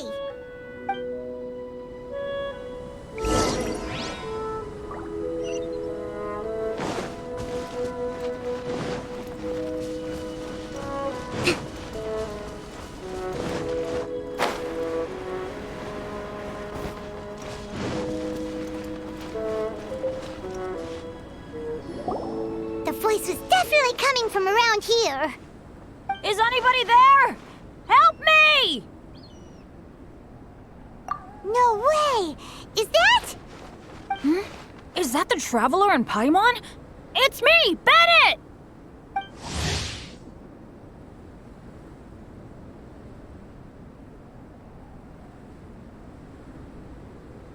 No! It's really him! Let's get him out! So sorry to trouble you guys again. The key should be someplace nearby. Please, help me find it.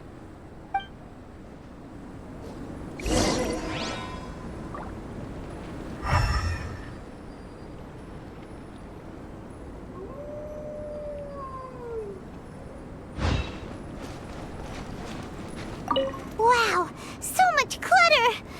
Oh, we're not gonna find the key here, surely!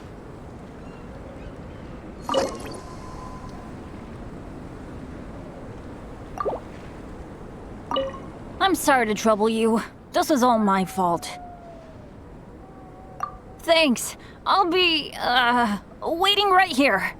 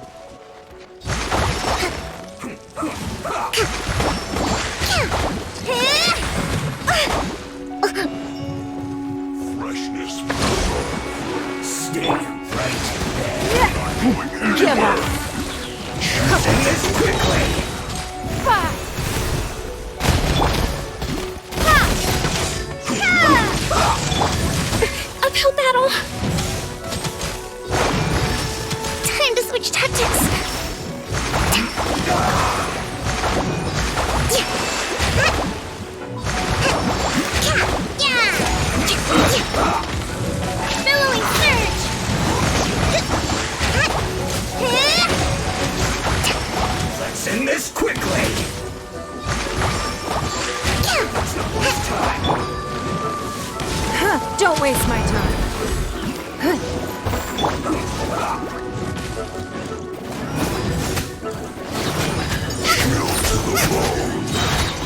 Eat this!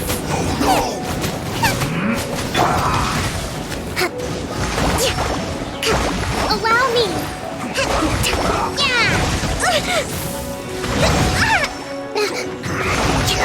Let's move out.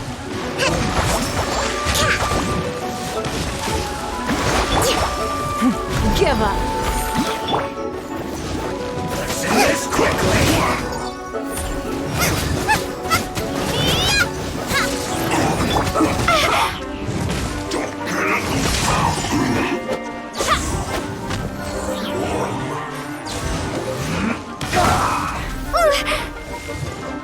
Let's not waste time.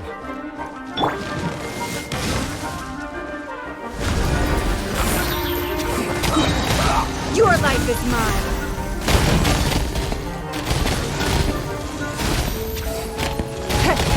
Let's end this quickly.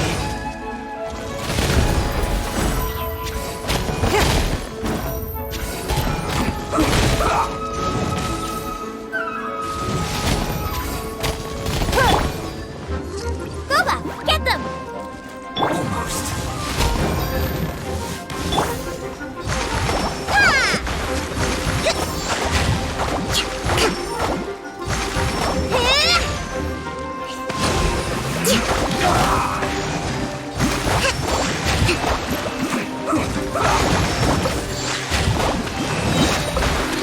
Covenant of the Deep! Let's end this quickly.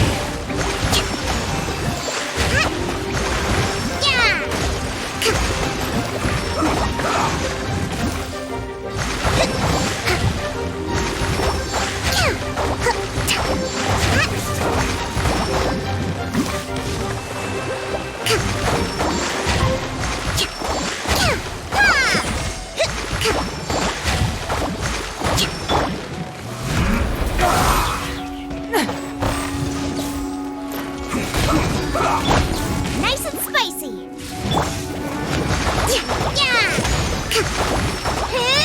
Let's end this quickly. Hold the line! Submit! Don't waste my time.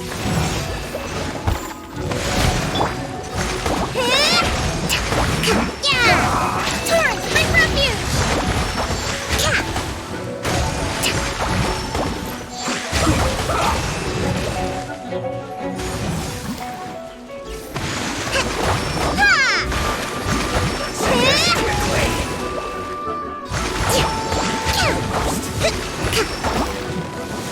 Let's move out. Oh, so they kept the key with them! Huh. We were searching around for nothing.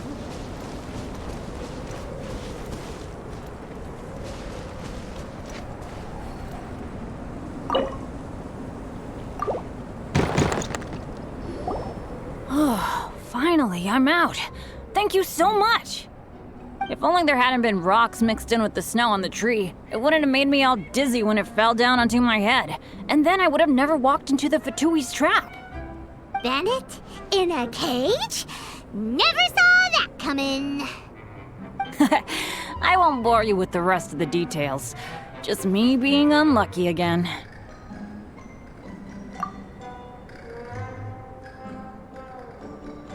Yep, taking them out was child's play. No need to thank us. You did? That's so nice of you guys. I know they were probably just following orders. But still, thanks for helping me out. So what are you doing on Dragonspine? Didn't Razor want to come with you? Did you hear about the Adventurers Guild thing?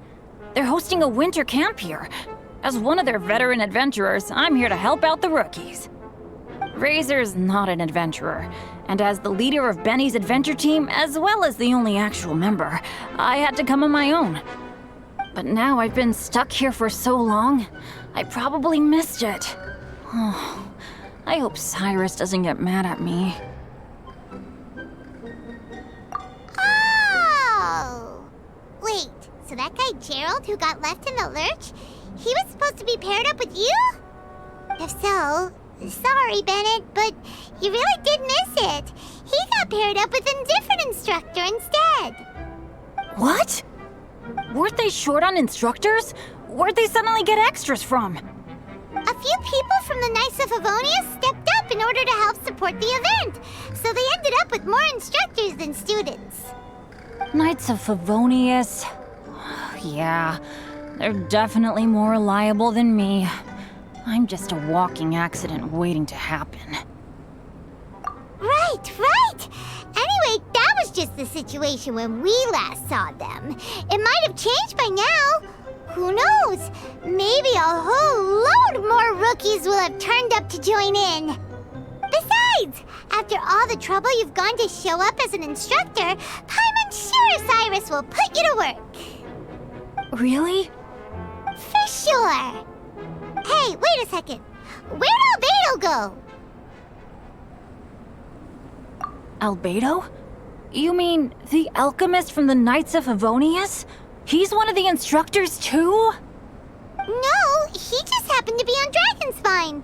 We were just with him, but then we heard you calling for help. He must have left us at some point after that.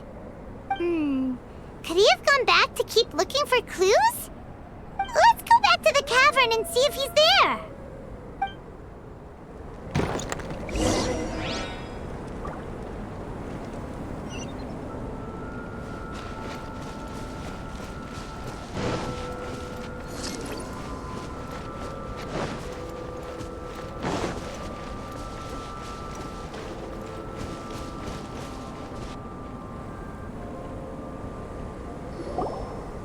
Still no sign of Albedo. This is weird. Where has he run off to? This is great! Dragonspine's so fun today! There's so many people around. It's never usually like this. This was where we heard Bennett's cry for help, right? We heard his voice and went straight over to rescue him. Then we noticed Albedo was gone. Huh. So he just didn't feel like helping us save Bennett? Wait, what? What are you talking about? Oh, Albedo! Where the heck have you been? We've been looking for you! I should be the one to ask you that. Didn't I tell you to stay at the cavern entrance? Huh? I'm not really following who was waiting for who and who was looking for who, but first things first. I apologize, Albedo. I don't fully understand what's going on, but it seems like it's mostly my fault. No. Bennett, this is not because of you. You needn't blame yourself. Traveler, clear this up for me. What was the reason that you left the cavern entrance? Did you... There you are. Stay right there. You have a lot of explaining to do. What? Me? Huh? Eula? Aren't you supposed to be helping the new guy? Yes, that's what I would be doing, if I hadn't been interrupted by a certain someone's malicious scheming. Albedo, I saw you taking Joel towards the wasteland at the edge of Dragonspine. That place is crawling with monsters. What the devil do you think you were doing? Whoa, wait a second. What's going on? Actually, wrong question. How much stuff is going on? When I came to stop you from leading Joel any further, your first reaction was to throw the child down and attack me. When I fought back, you quickly fled. Care to explain? I see. Interesting. Interesting? Eula, it sounds like you met an imposter. Someone who was impersonating me. Impersonating you? To what end? It is difficult to draw a definitive conclusion for now. But these strange incidents do seem to be connected.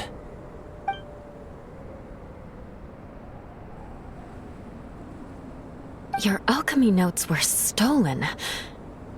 Can the Traveler and Paimon testify that the three of you were together up until you entered the cavern?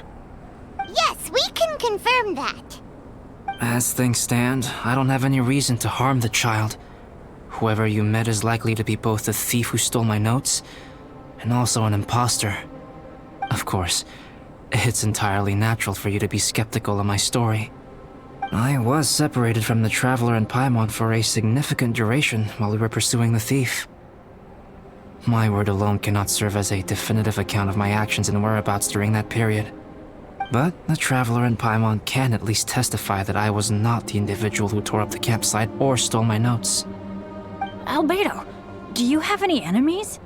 Could it be one of your enemies impersonating you to get revenge on you or something?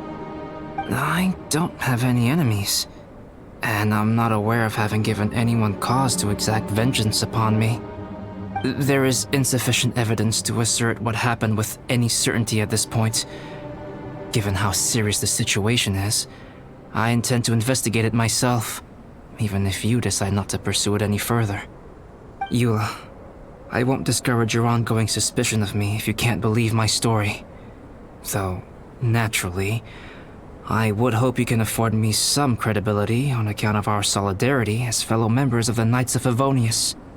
Traveler, Paimon, Bennett, if you are willing, I welcome you to monitor my activities beyond this point so that you can act as my witnesses. If I am what this imposter wants, he will come looking for me again eventually. Things can only become clearer from that point on. I'll give you the benefit of the doubt, as preposterous as your claims sound. And I will choose to believe that an imposter went after Joel, and not you. I will keep Joel safe. If you need any support with the investigation, contact myself and Amber. You have my gratitude. As far as Amber goes, I will... Eula! Eula! Where are you?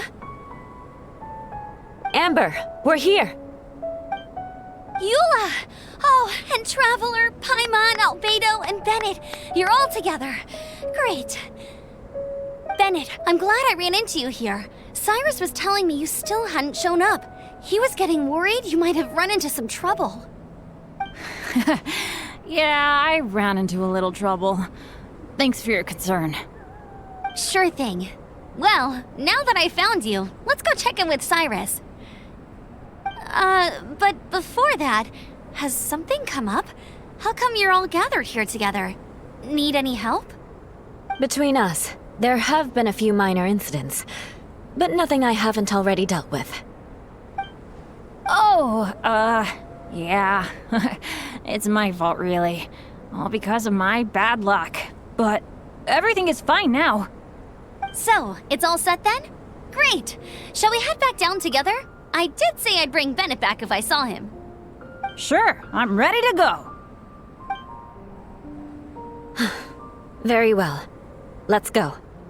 And then there were 3. Traveler, can we talk somewhere else? There's something I need to tell you. Let's go to my camp.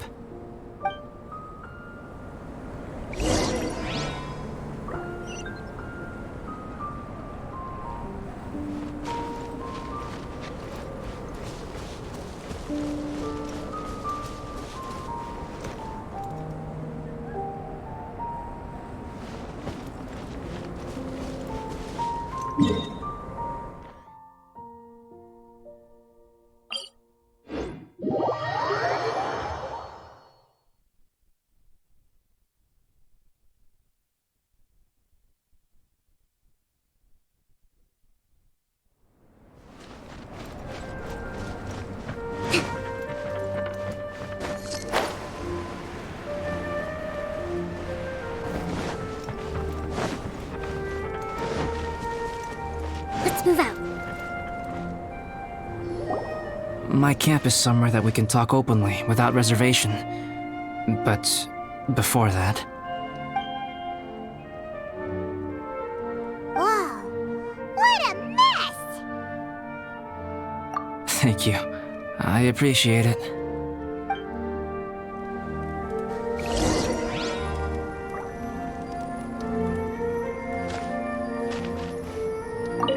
I've been absorbed in my research lately and haven't attended to the dusting. It's due for a cleaning.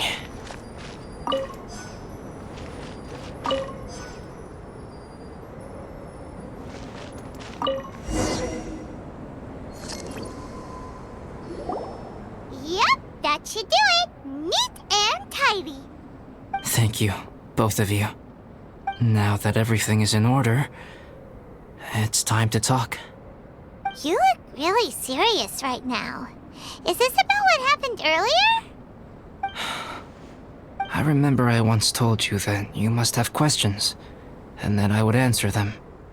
I also said that, while I did not wish to deceive you, there were certain things I could not go into detail on. I am a synthetic human being. A human forged by human hand. The one who created me, my mother and teacher.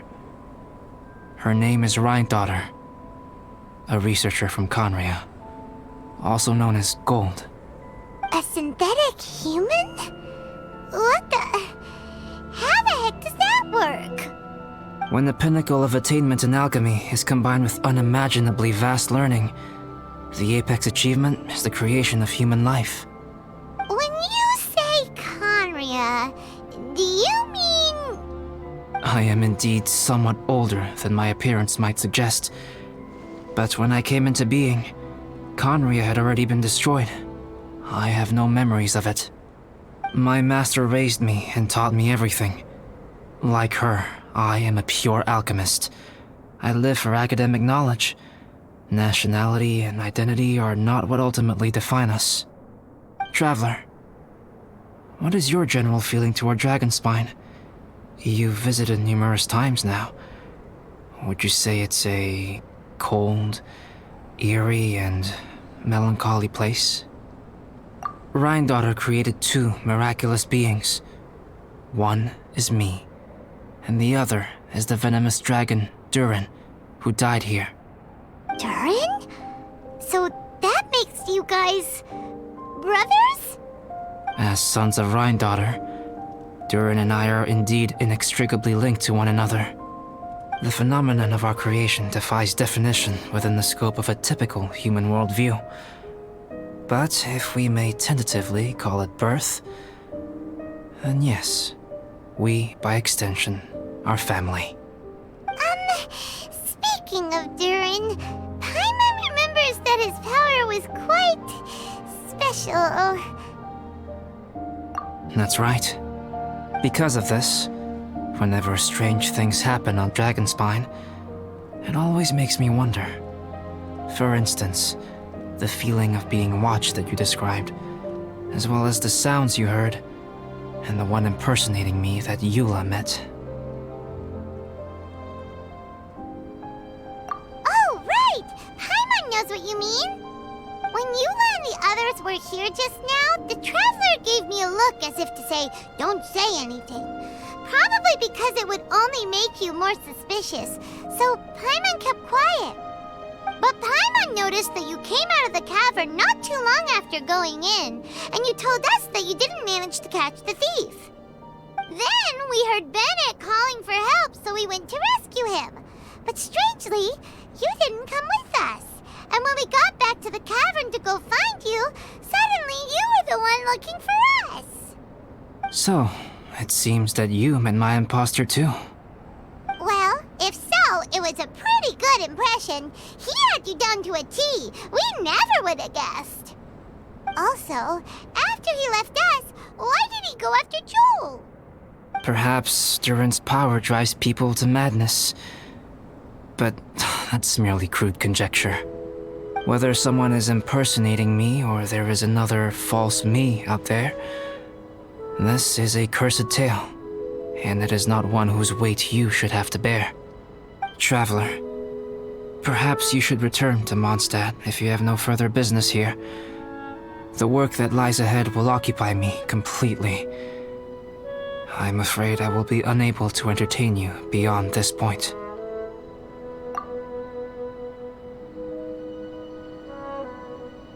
Yeah, we're Dragonspine veterans by now. If there's something really bad going on, we can't just leave you here to deal with it on your own. That wouldn't be very nice now, would it? Besides, there's no one else in Mondstadt that you can talk to about this. Sucrose and Timaeus don't know your secret. Yeah, don't push us away at a time like this. All right. Thank you. You were intending to participate in that winter camp, if I recall correctly. That could serve as an excellent pretext for you to remain on the mountain. In that case, please join in the activities of the Adventurers Guild as planned, and be on the lookout for any leads while you're at it. If anyone sees me, or someone like me... We'll be sure to pass the info straight on to you. Good. Then we're agreed.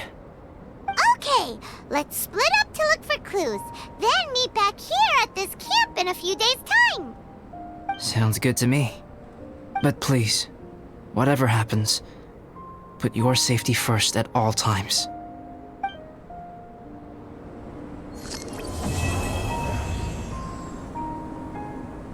Time has come. Let's go meet Albedo.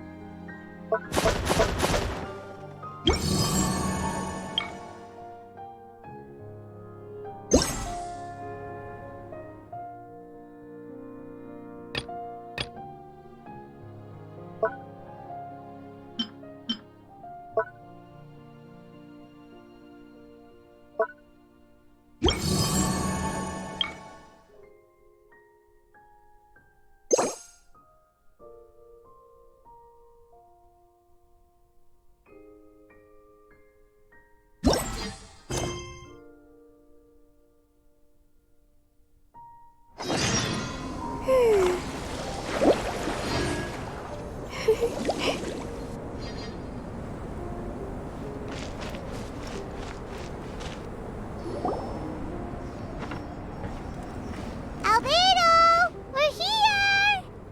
Traveler, Paimon. Your faces say that perhaps you haven't turned up anything? We investigated all over the mountain, actually. But we didn't see anyone that looked like you or hear of anyone else meeting you. This is not unexpected. I haven't made much progress either. He appears to know that we are looking for him, and has opted to lie low for the time being.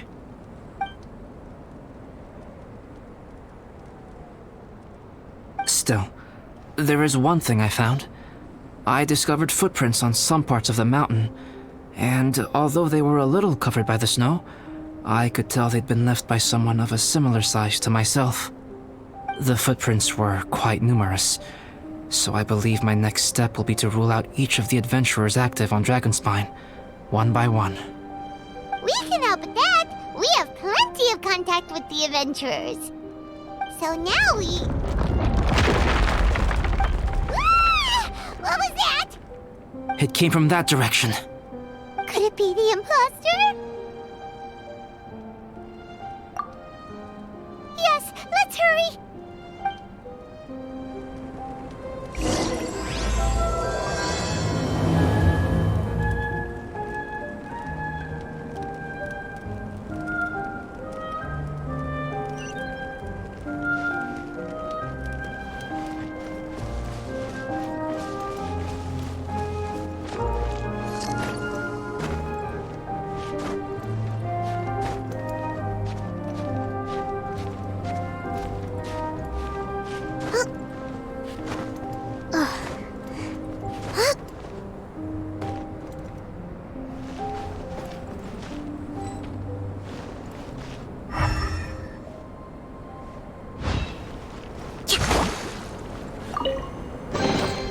Provisions are vital.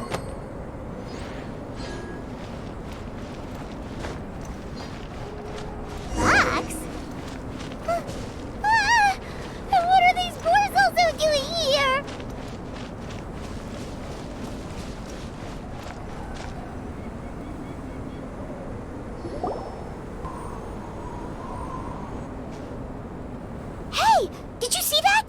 Did those rocks shake just now?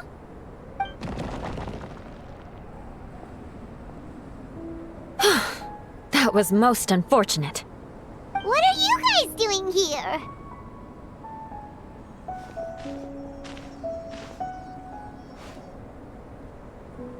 I have to agree.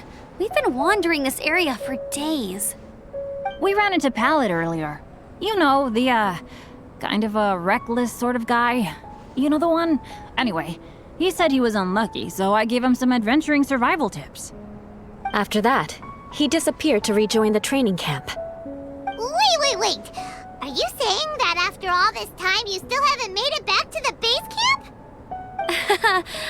Well, as you can see... It was nothing really. We just hit a few landslides and snowdrifts and took a few downhill tumbles. You know the deal. They sound like unforgettable life events to me. Anyway, you're correct. We haven't made it to the base camp yet. We have had extraordinarily poor luck over the last few days. Almost as if a sinister force has been trying to thwart our every move. Fortunately, I made advance arrangements for Gerald to remain in a safe location and conduct some basic physical training exercises. I'm sorry. I'm the one to blame for all this. I've always had bad luck and it always rubs off on everyone around me. Sorry to create so much extra trouble for everyone. I don't know what to say. Maybe this is the awesome power of fate. The scary kind, I mean. I agree. Yep, we're just used to it now. Besides, it's not like we have the most amazing luck ourselves. Really? I think you guys have way better luck than I do. Well, what can we do about that? Oh, Paimon knows! How about Paimon share some of her luck with you? You're welcome to a bit of mine too. Although if the last few days are anything to go by, it seems in pretty short supply at the moment. You guys. Aw, thanks. With a little luck from everyone combined, we'll make it down this mountain for sure. Yeah, you bet! Let me flip a treasure hoarder insignia to test it out. All right, it's tails. The opposite of what I guessed. So you can predict your fortune this way? But why are you so happy that you got it wrong? It has two sides, so there's a 50-50 chance of me getting it correct. Luck all comes down to probability, too. So as long as I use up all the bad luck, everything else will go smoothly. Guessing wrong when I flip an insignia is one way to use up some of the bad luck. So the probability of having some good luck in the near future just got a little higher. Hey, he's making no sense at all. Why aren't you calling him out?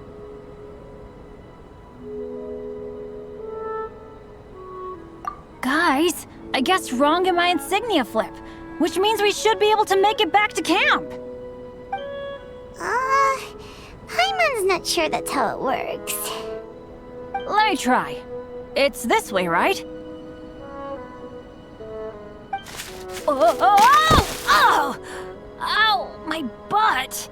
What is this shard of ice doing here? What? How truly miraculous. This is a miracle of misfortune. I don't usually believe in luck, but Bennett makes the best case for it I've ever seen. Amber, if you are ever required to partner with Bennett in your future work and you encounter anything like this again, do not take any rash action. Wait for me and I will come to support you. Huh? Yes, of course. Now that you mention it, I do feel a little tired.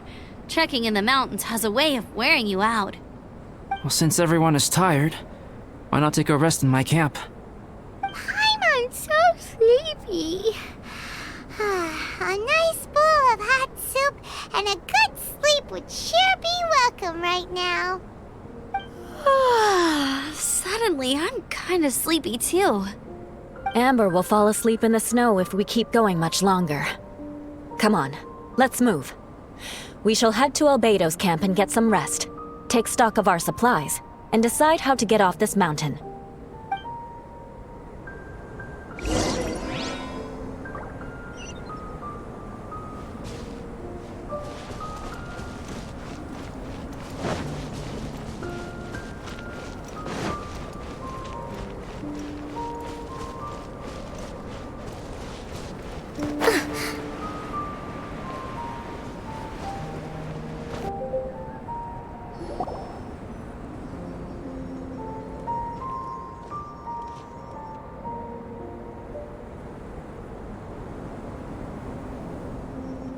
Here we are.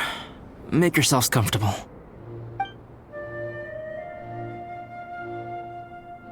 Oh, I forgot I don't have that many chairs. Please wait a moment. What's he doing? Painting? He is. He's painting a chair. Wait, alchemy can turn paintings into objects? How is this possible? My paintings are like blueprints. Alchemy simply enables me to omit the manufacturing part of the process. It's an elementary level technique. With enough research and experimentation, this same technique can even be used to create living beings. Whoa. Well, since you can magically produce chairs, can I have one with a backrest? No problem. How many of you want backrests? Me! Me! I'll also take one with a backrest, if you please. Can Paimon have a chair that comes with a juicer? Still beats squeezing onto a stool with you.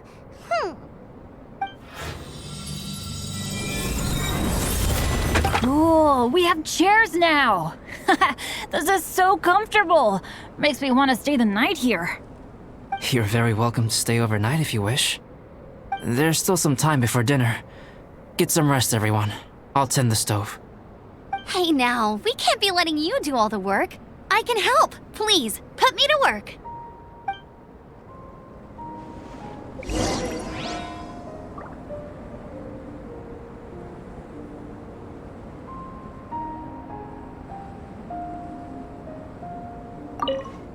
Oh, pace yourself. Dinner could be a while. I still have a few things to prepare.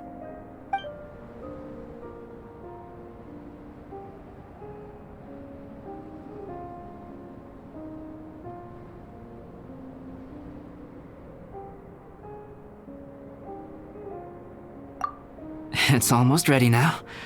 Traveler, please light the campfire and gather everyone for dinner.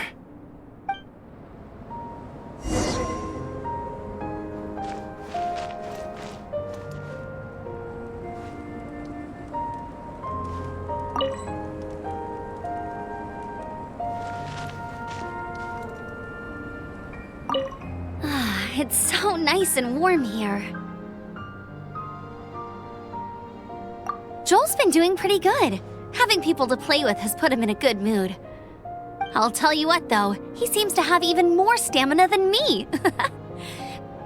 So long as they're playing, kids always seem to have endless amounts of energy. Sure thing. Bet you're tired as well.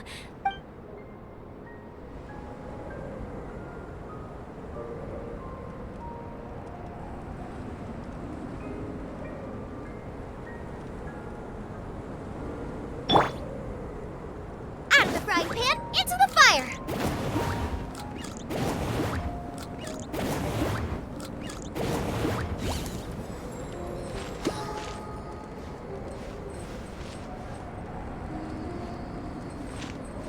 Nice and spicy!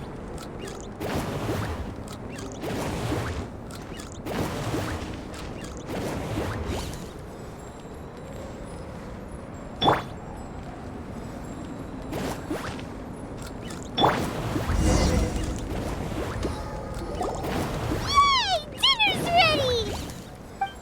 Food's ready, everyone! Come on, let's eat! I made a few dishes based on some popular Mondstadt recipes.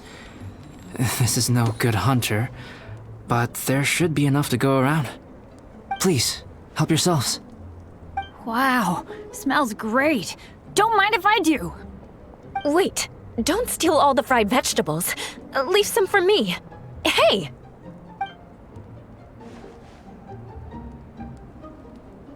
Ah, Paimon's full. What a great meal! Albedo, you're too modest. These dishes are as good as anything you'd find in a top restaurant. Are all alchemists so good at cooking? You may be onto something there. Right? Paimon thinks so too. It's his lab manner that gives it away. The kind of guy who holds a potion bottle as steady as a rock isn't the kind of guy who's gonna be slapdash with his salt and pepper. Actually, that makes a lot of sense.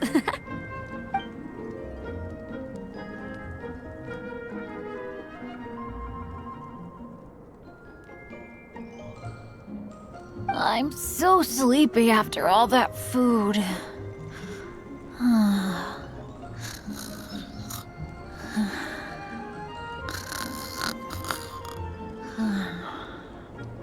Did Bennett fall asleep sitting up? He must be totally wiped out.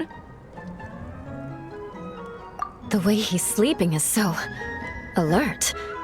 I'm impressed.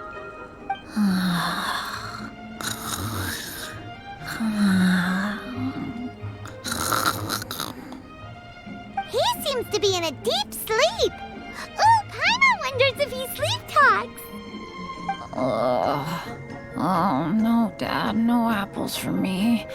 I want sticky honey roast and fisherman's toast. Sticky honey roast. That's your favorite, isn't it, Amber? Sure is. Give me a sticky honey roast from Good Hunter any day. I used to take Eula to Good Hunter a lot back when we first met. Before long, Sarah would start cooking our usual orders as soon as she saw us coming. She said we ordered the same thing so often that it was practically muscle memory by that point. She also said that if everyone in Mondstadt ordered like we do, her job would be so much easier.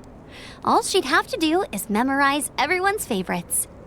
Always eating together.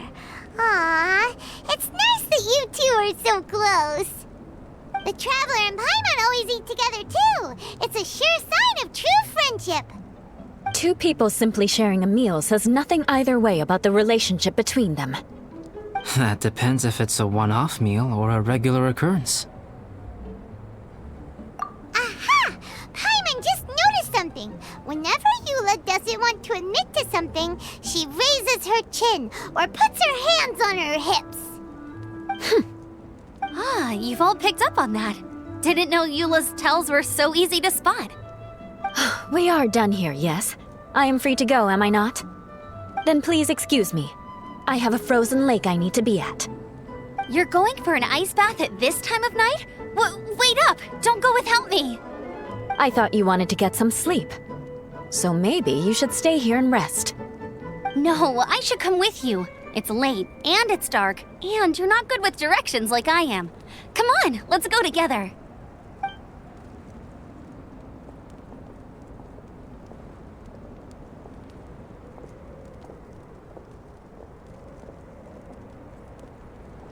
An ice bath? Whew. Rather them than Paimon. So much roast meat. Oh, hey, Dad. I'm doing all right. I'm the leader of my own adventure team now. Wow. Bennett really is a sleep talker. Okay, looks like we got some downtime now. All right, you two. Time to paint.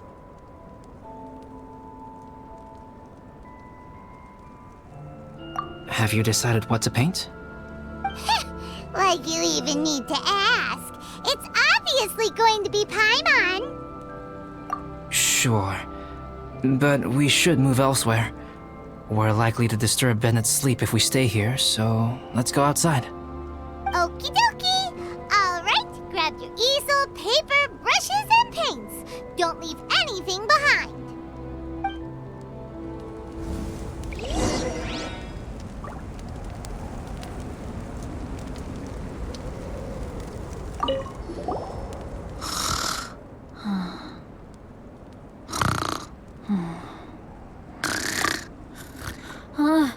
Hey, Paimon, no, don't touch that.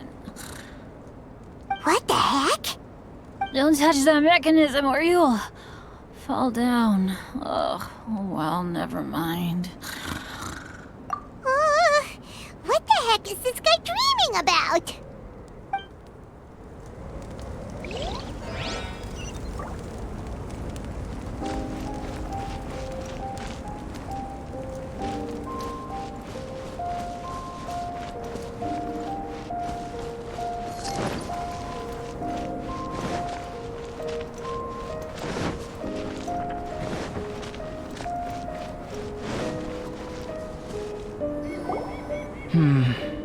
Let's paint here.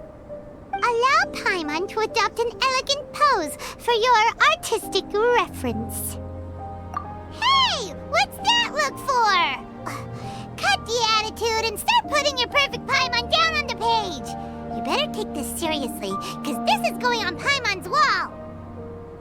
Confidence is a good thing. Those to whom it is endowed do well to flaunt it.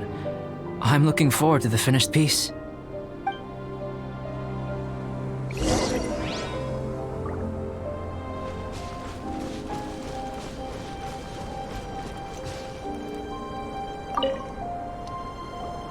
Alright, let's start with the head. Now, in your mind's eye, what is written on Paimon's face? Huh? Is that how Paimon really looks to you? Okay, forget it. We can come back to that. Let's move on to the body. Come on, paint what you see when you look at Paimon.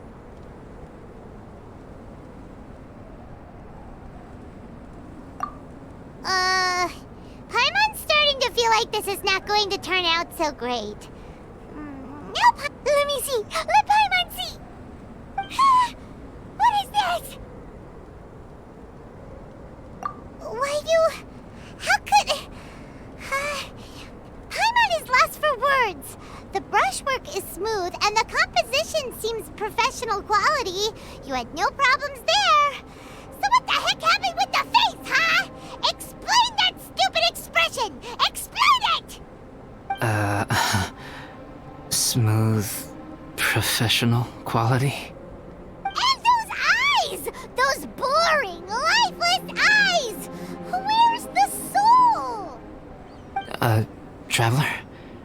Have you previously received any education in the fine arts? Oh, really? So it's just a hobby then? Oh, well, that sure explains a lot. There's no way you would have made Paimon look like this if you'd had any amount of formal training. Fascinating. Paimon, if this is not to your liking, I can make a few amendments. Traveler, what do you think?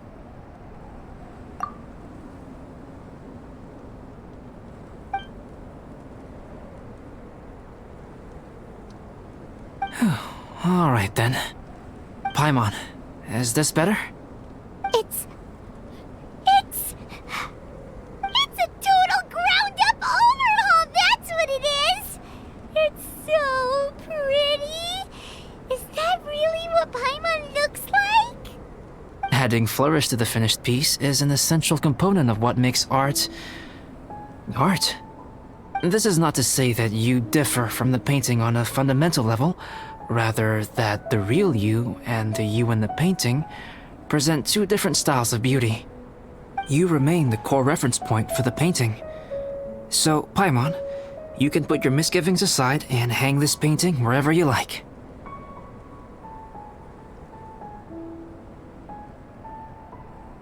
Wow! Thanks, Albedo. Oh, I merely added a flourish here and there. You should be thanking the Traveler. In truth, ground-up overhaul is more or less an accurate description. The more Paimon looks at it, the more she likes it. Great! Paimon has a portrait painting. Paimon's gonna show this off to everyone. It's nothing. I can paint you next time, if you'd like. You can hang it in your home as a souvenir. I rarely entertain so many guests at my camp. It's lively. A little noisy, even. But I don't dislike it. Liveliness is a rare thing here on Dragonspine.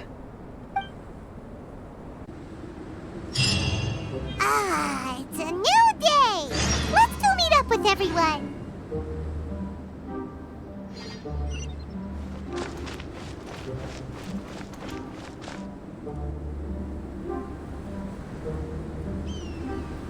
Hey, good morning! I slept great last night. How about you guys? All rested up? I'm fine, as usual. The path down the mountain is easier to follow in the daylight. Let's take this chance to head down to the base camp. Let's go! If we make good time, maybe we can all get lunch together.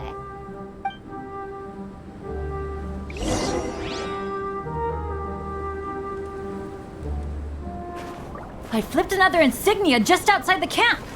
Wrong again. So your bad luck is all used up. We'll be down the mountain in no time. Yeah, my thoughts exactly. Today's the day.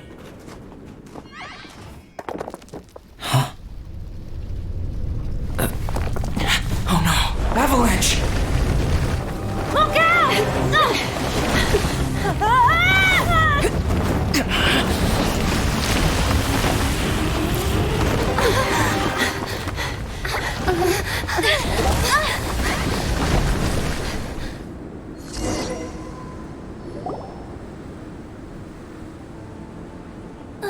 Traveler, Paimon, are you all right? Are you hurt? Paimon's fine. That's good. My arm got a little scratched up, but it's nothing serious. I'm okay, but I don't see the other two. I'm afraid the avalanche may have pushed them off the cliff. They fell down? They'll be okay though, right? I think they're both robust enough to survive the fall. But if the falling debris knocked them unconscious, and they're lying there in the freezing cold, we have to get down there and rescue them, immediately. Okay, let's move. Hang in there, guys.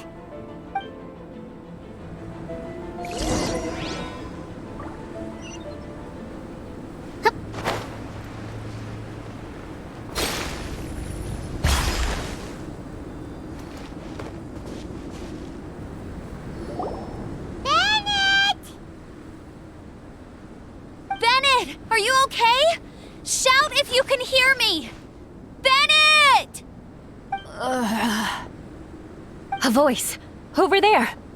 Bennett, is that you? Guys, I'm over here. Are you alright? Are you hurt? Let me check. I'm a little dizzy, but I'm not in any pain. I don't think I'm injured. Thank goodness. Scared the life out of me. If you're dizzy, sit and rest for a while. It's fine, really. This kind of thing happens all the time. I'll be fine. Thank you. Wait, where's Albedo? Isn't he with you guys? We thought he fell off the cliff with you. He still hasn't shown up? We found Bennett here, so Albedo can't be far away. Keep searching this area. Got it.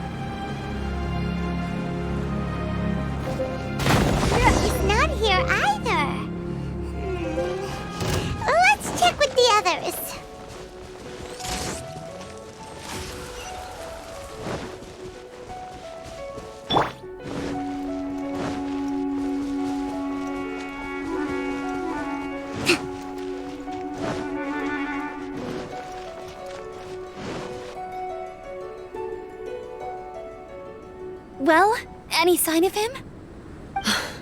Not a trace. Nothing from me either. Strange. We didn't have any luck either. Where could he have gone? Everyone! Albedo! Are you okay? Nothing serious. Okay, everyone accounted for. Guys, I think it's gotta be because of me. The avalanche only happened because I'm here. I guess flipping a treasure hoarder insignia isn't gonna change my luck after all. No wonder no one wants to go adventuring with me. I'm so sorry. Don't say that. I'm hardly the lucky type myself, so I'm not about to go blaming every little thing that goes wrong on you. Exactly. Besides, Dragonspine is a dangerous place. Avalanches literally come with the territory. Bad luck has nothing to do with it, okay? Traveler, what's wrong? Your face looks... Oh no, did you get hit on the head? Phew. Everyone, the incident is behind us now. We should keep moving. Why do I feel that Dragonspine has become more dangerous than it used to be? I hope it's just my imagination. Our top priority now is to get off the mountain and regroup with the adventurers. Whatever further dangers this mountain has to throw at us, we must face them together. Agreed. Guys, keep your eyes peeled and watch your step. Careful does it.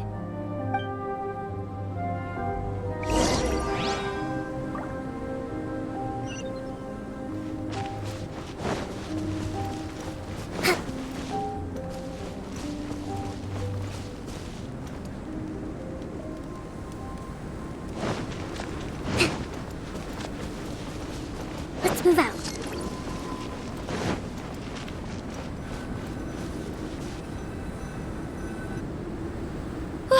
We've been heading in the right direction for a good length of time now. We must be getting close. I can feel it.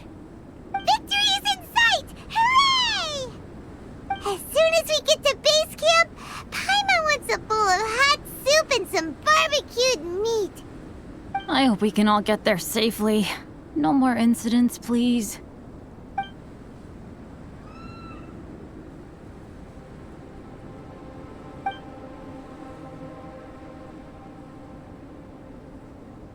Hey, what's on your mind? You seem a little distracted.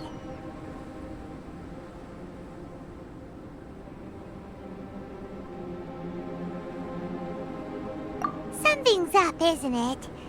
Are you hungry? Cold? Shall Paimon hug your head to warm you up?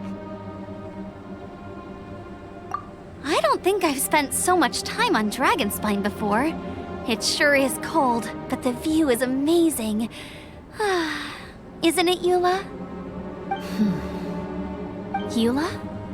Sorry, I wasn't listening. What did you say?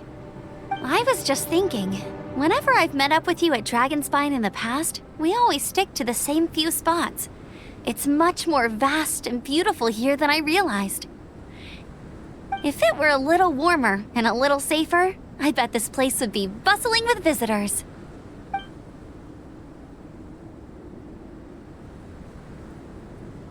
I agree. People are put off by the cold and have an aversion to danger. They don't realize that there's much to explore beneath the icy exterior, if you were willing to spend the time and energy. Albedo, is this the way down? Yes. I think there are several routes in this area. Does the path fork off here? It looks like it does. But maybe it doesn't. My head's still a little fuzzy from the impact. I'm kinda dizzy too. I keep thinking things are swaying a little. Maybe I'm just hungry. Either path will work for us. The smaller trail is less worn and harder to see, but it's also shorter. Since everyone is weary, I suggest we take the shortcut. Follow me.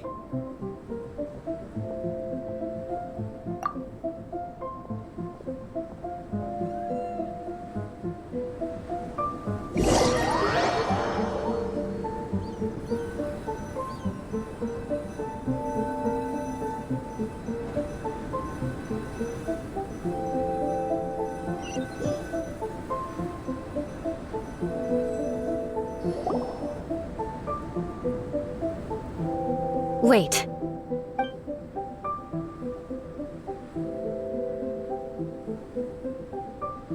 Bennett and Amber don't look well.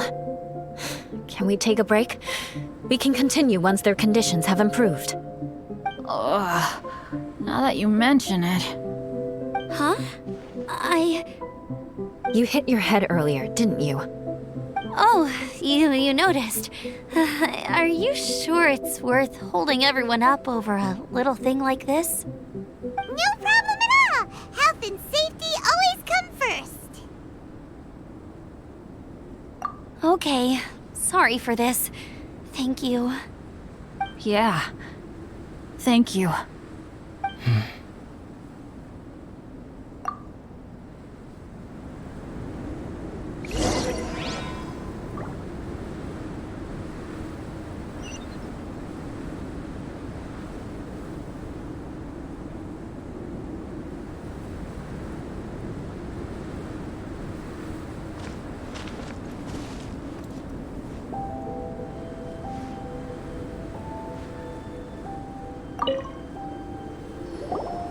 Drinking some water can help with the dizziness. Oh, and lying flat on your back helps too. Thank you, Bennett. Seems like you really know your stuff. Well, when life gives you lemons. Bennett, weren't you feeling dizzy too? Stop pushing yourselves, both of you. Get some rest. We'll continue when you've gathered your energy. Yula might come off as a little frosty, but she takes caring for her friends super seriously, more than anyone else I know. Every time I see that look on her face, I'm just like, ah, stop staring at me!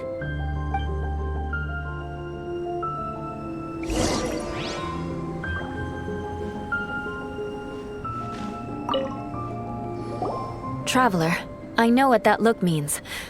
What's on your mind?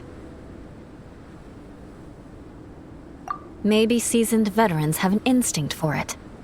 I sense it too. Something seems to have changed, but I can't confirm for sure. It could be difficult to verify.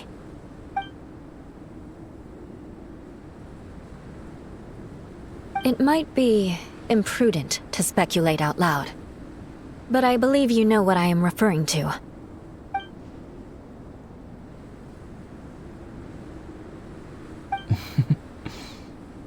Traveler, I think...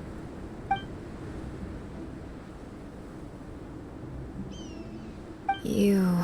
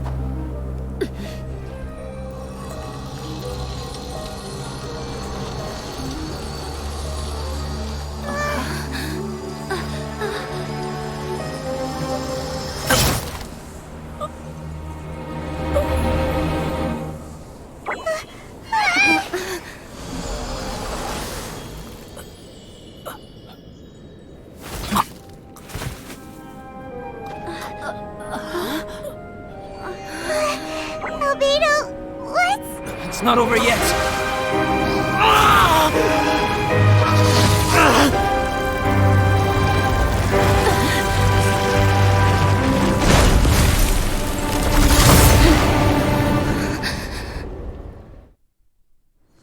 Brace yourselves. This'll be a challenge. Stay back! I'm going to cut this weed down to size!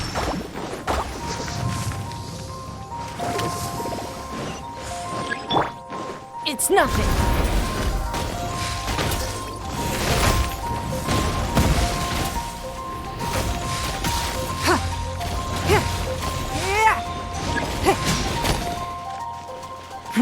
Give up.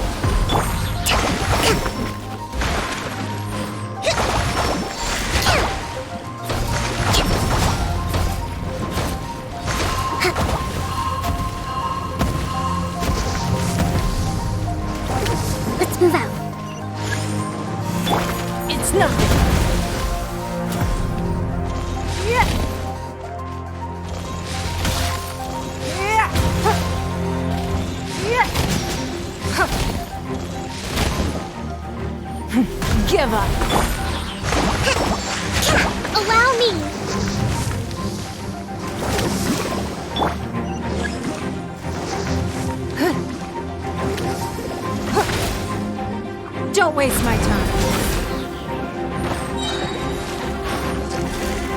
Your life is mine.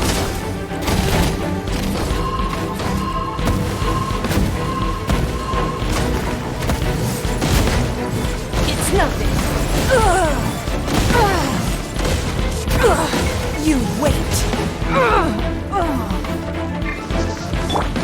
Hold the line! Covenants of the Deep!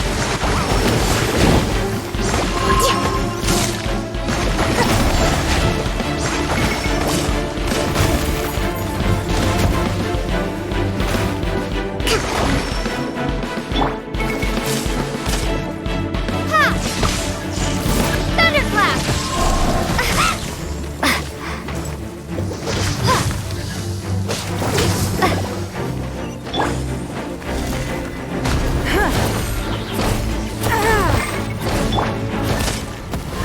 Allow me! Uphill battle!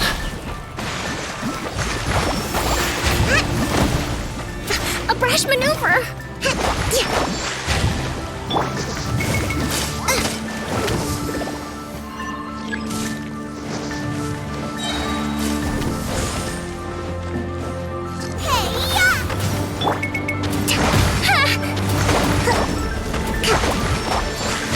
Let's move out.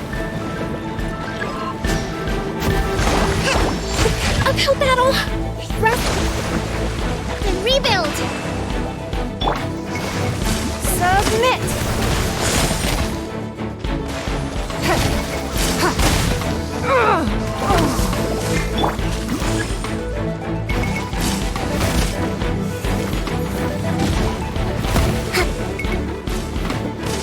Allow me!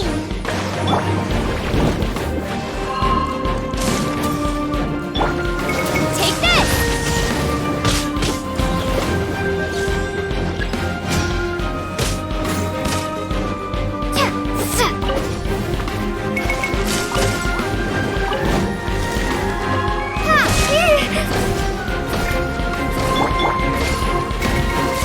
Billowing surge! Let's move out.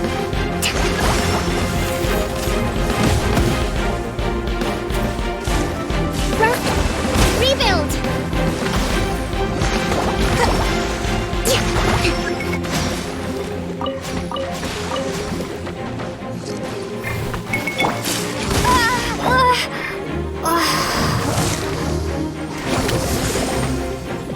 Race you!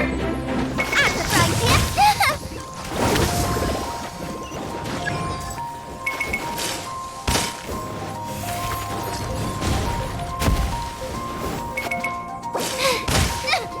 Help! My dinner is attacking me! Allow me! Let's move out.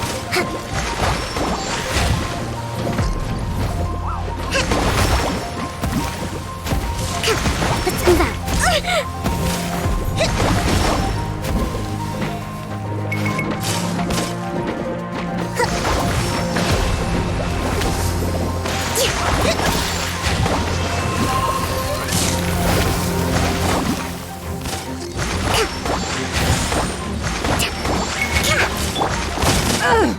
Oh, remember that. Don't waste my time.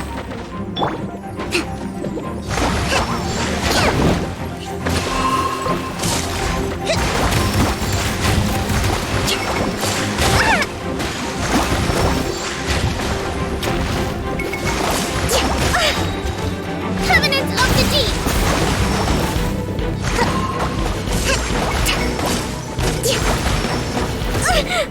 Let's move out. Hold the line. A brash maneuver! Boba, get them! Give up. Your life is mine.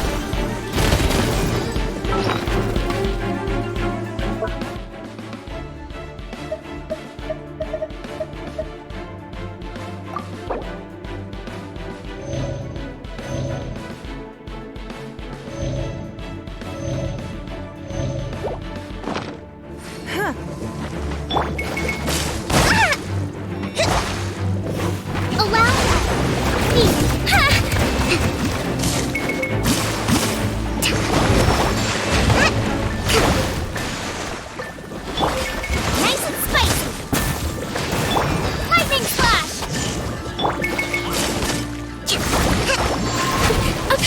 battle?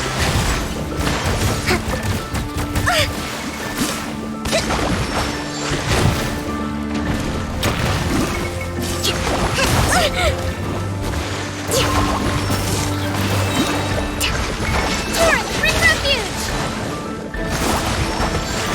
Uphill battle! Rest and rebuild!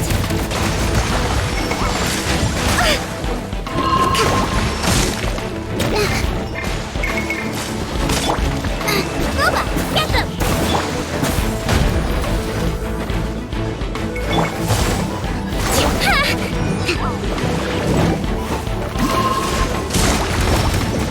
Hold the line!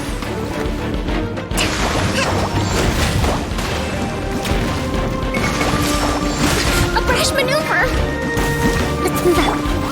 Axe drive him into the fire! Don't waste my time. Submit! Yeah! Allow speed! Covenant of the Deep!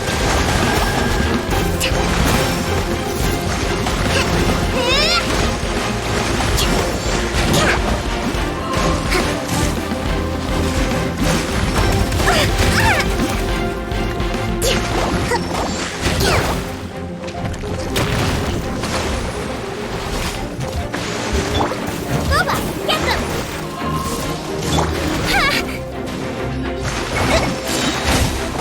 Billowing surge!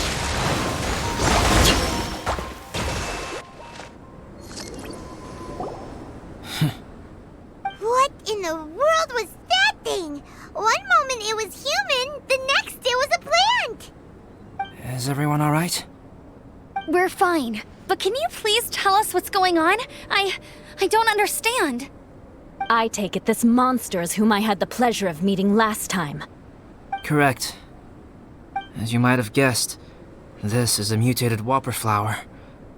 An extremely rare kind. But can whopper flowers turn into humans?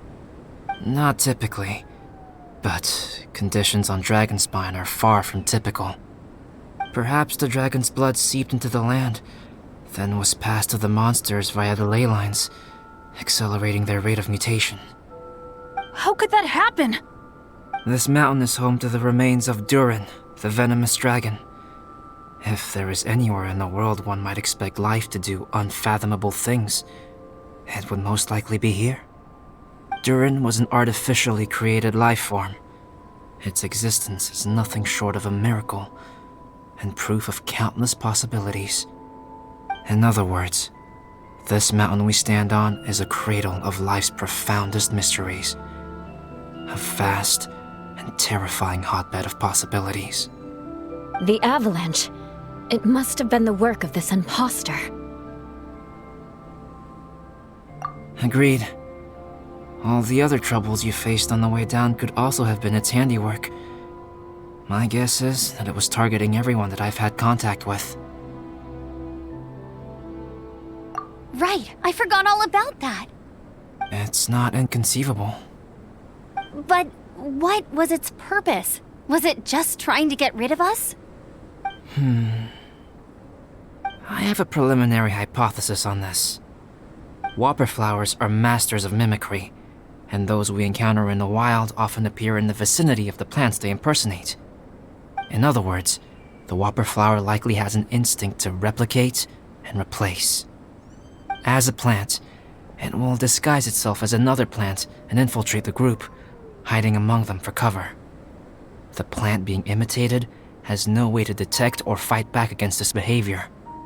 But when it disguises itself as a human, It wanted to replace you and infiltrate our group? yes, maybe it created the avalanche to get rid of us. I predicted this eventuality, so I availed myself of the avalanche to hide and lure it out. It was watching us the whole time, and when it saw that I had disappeared, its instinct was to take my place. At that point, its disguise was complete, and its next move was to hunt its prey. Yes, that's exactly how whopper flowers operate. So when it approached and attacked Joel, What was that? A trial run? Perhaps. Or maybe it enjoyed posing as a human and wanted to experience what it felt like to be human.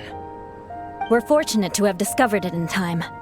I think the Traveler was the first person other than Albedo to notice something was wrong. Traveler, how could you tell the real me and my imposter apart? I want to know too. I had no idea the other guy was an imposter. They looked exactly the same to me.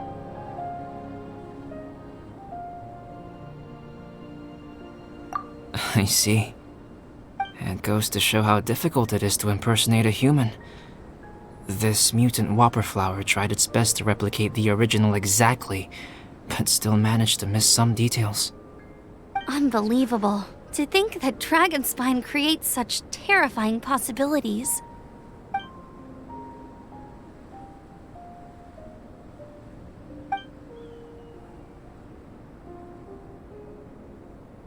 Anyway, at least we won in the end. It looks like my method did work after all. I used up all the bad luck, and the good luck finally came through. About that. If you're referring to having fallen down the mountain and avoided injury, well, that's because I was secretly protecting you. Huh? Well, that still counts as good luck to me. Yes, that's not an unreasonable way of looking at it. Okay. We've been delayed long enough. Time to move on. Yeah, let's go!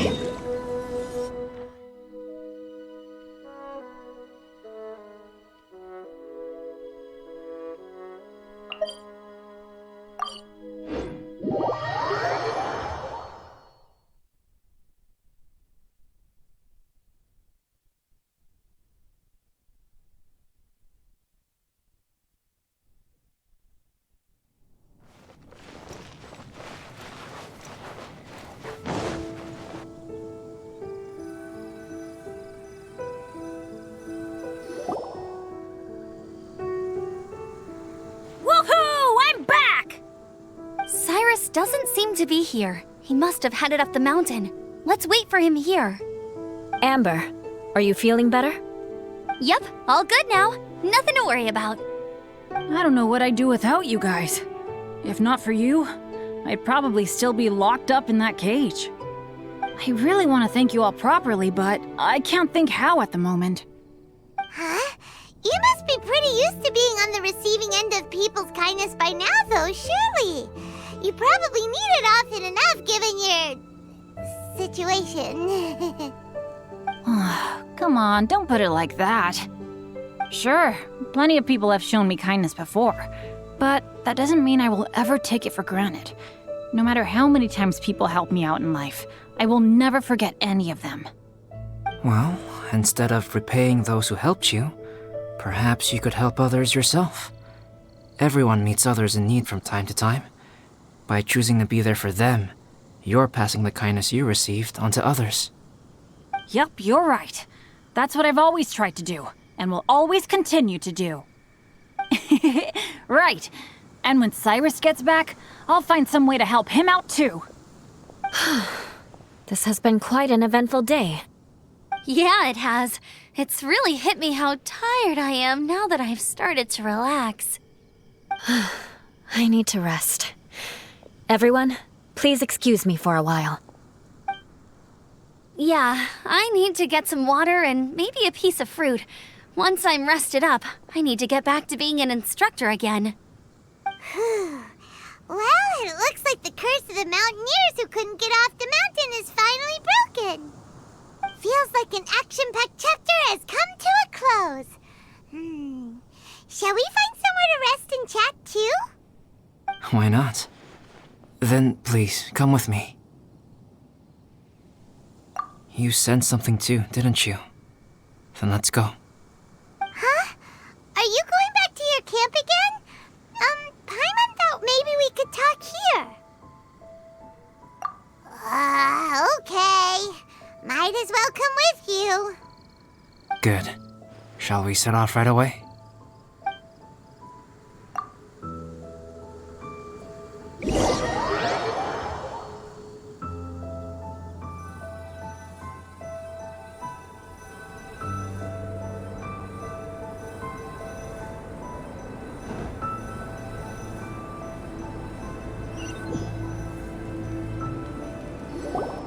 Sorry for bringing you back here once again.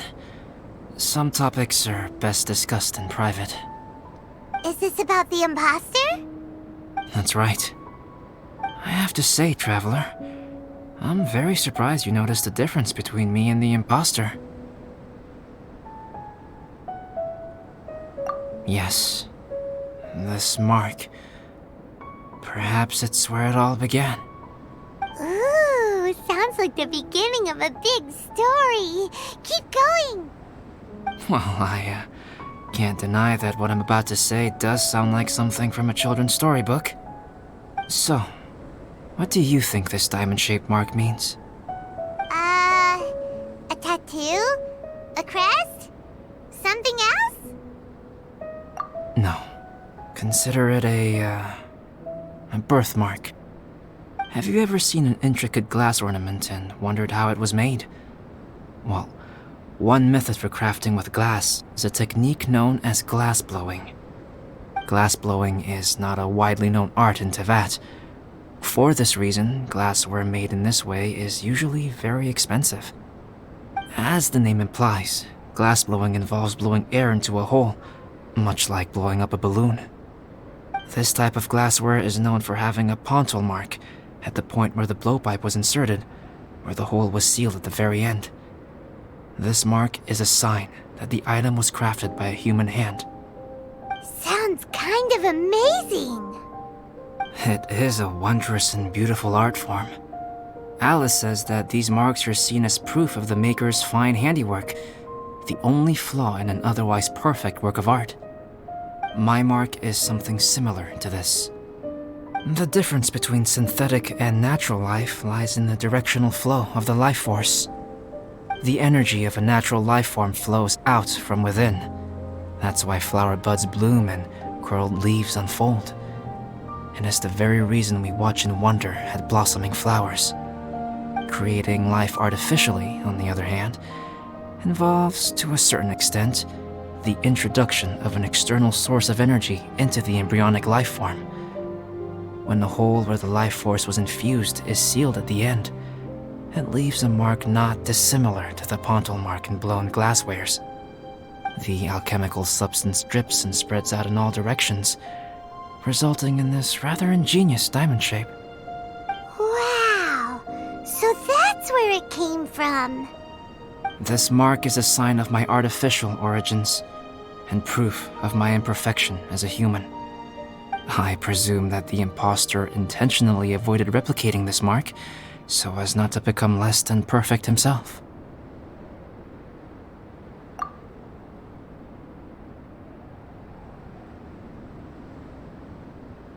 You are fundamentally different from other people.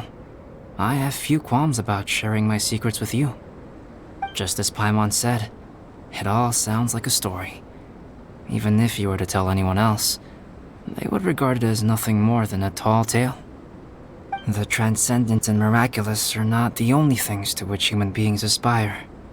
They pursue the everyday, the ordinary, to a far greater extent than I would have ever imagined.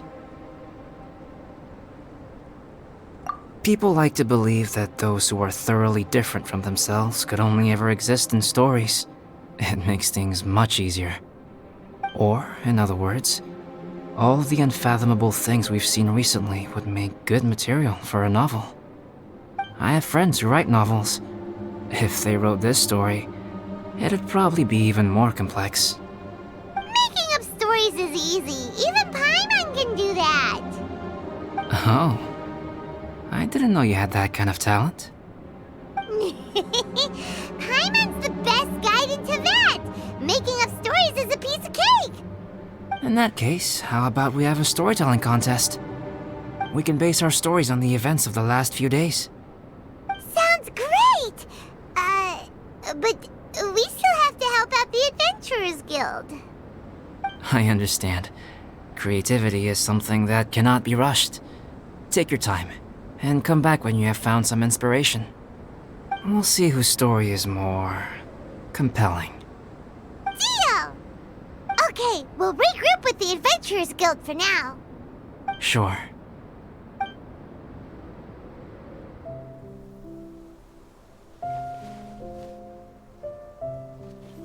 My story. Yes, I should have known. Master's failed specimen in the dragon's belly. This is where the story truly begins.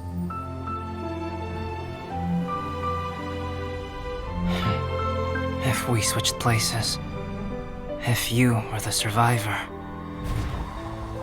then as the abandoned experiment, the failure of the primordial human project, I'd want to replace you too. I would replicate your appearance, study your alchemy, and create miraculous life forms to divert your attention. I would wait for the right moment, then dispose of you and the Traveler, the sole person to have known your secret. And then, I could finally experience the joy of being brought into the world.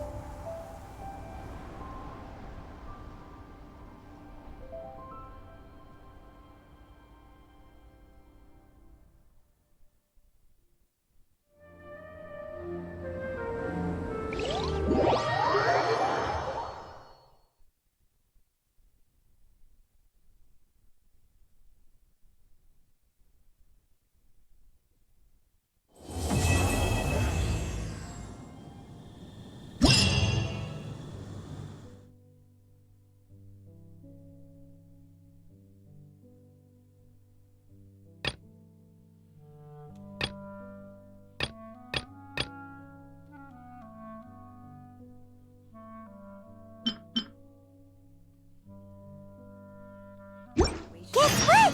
Paimon's story is finished. Let's go see Albedo again. Or you might just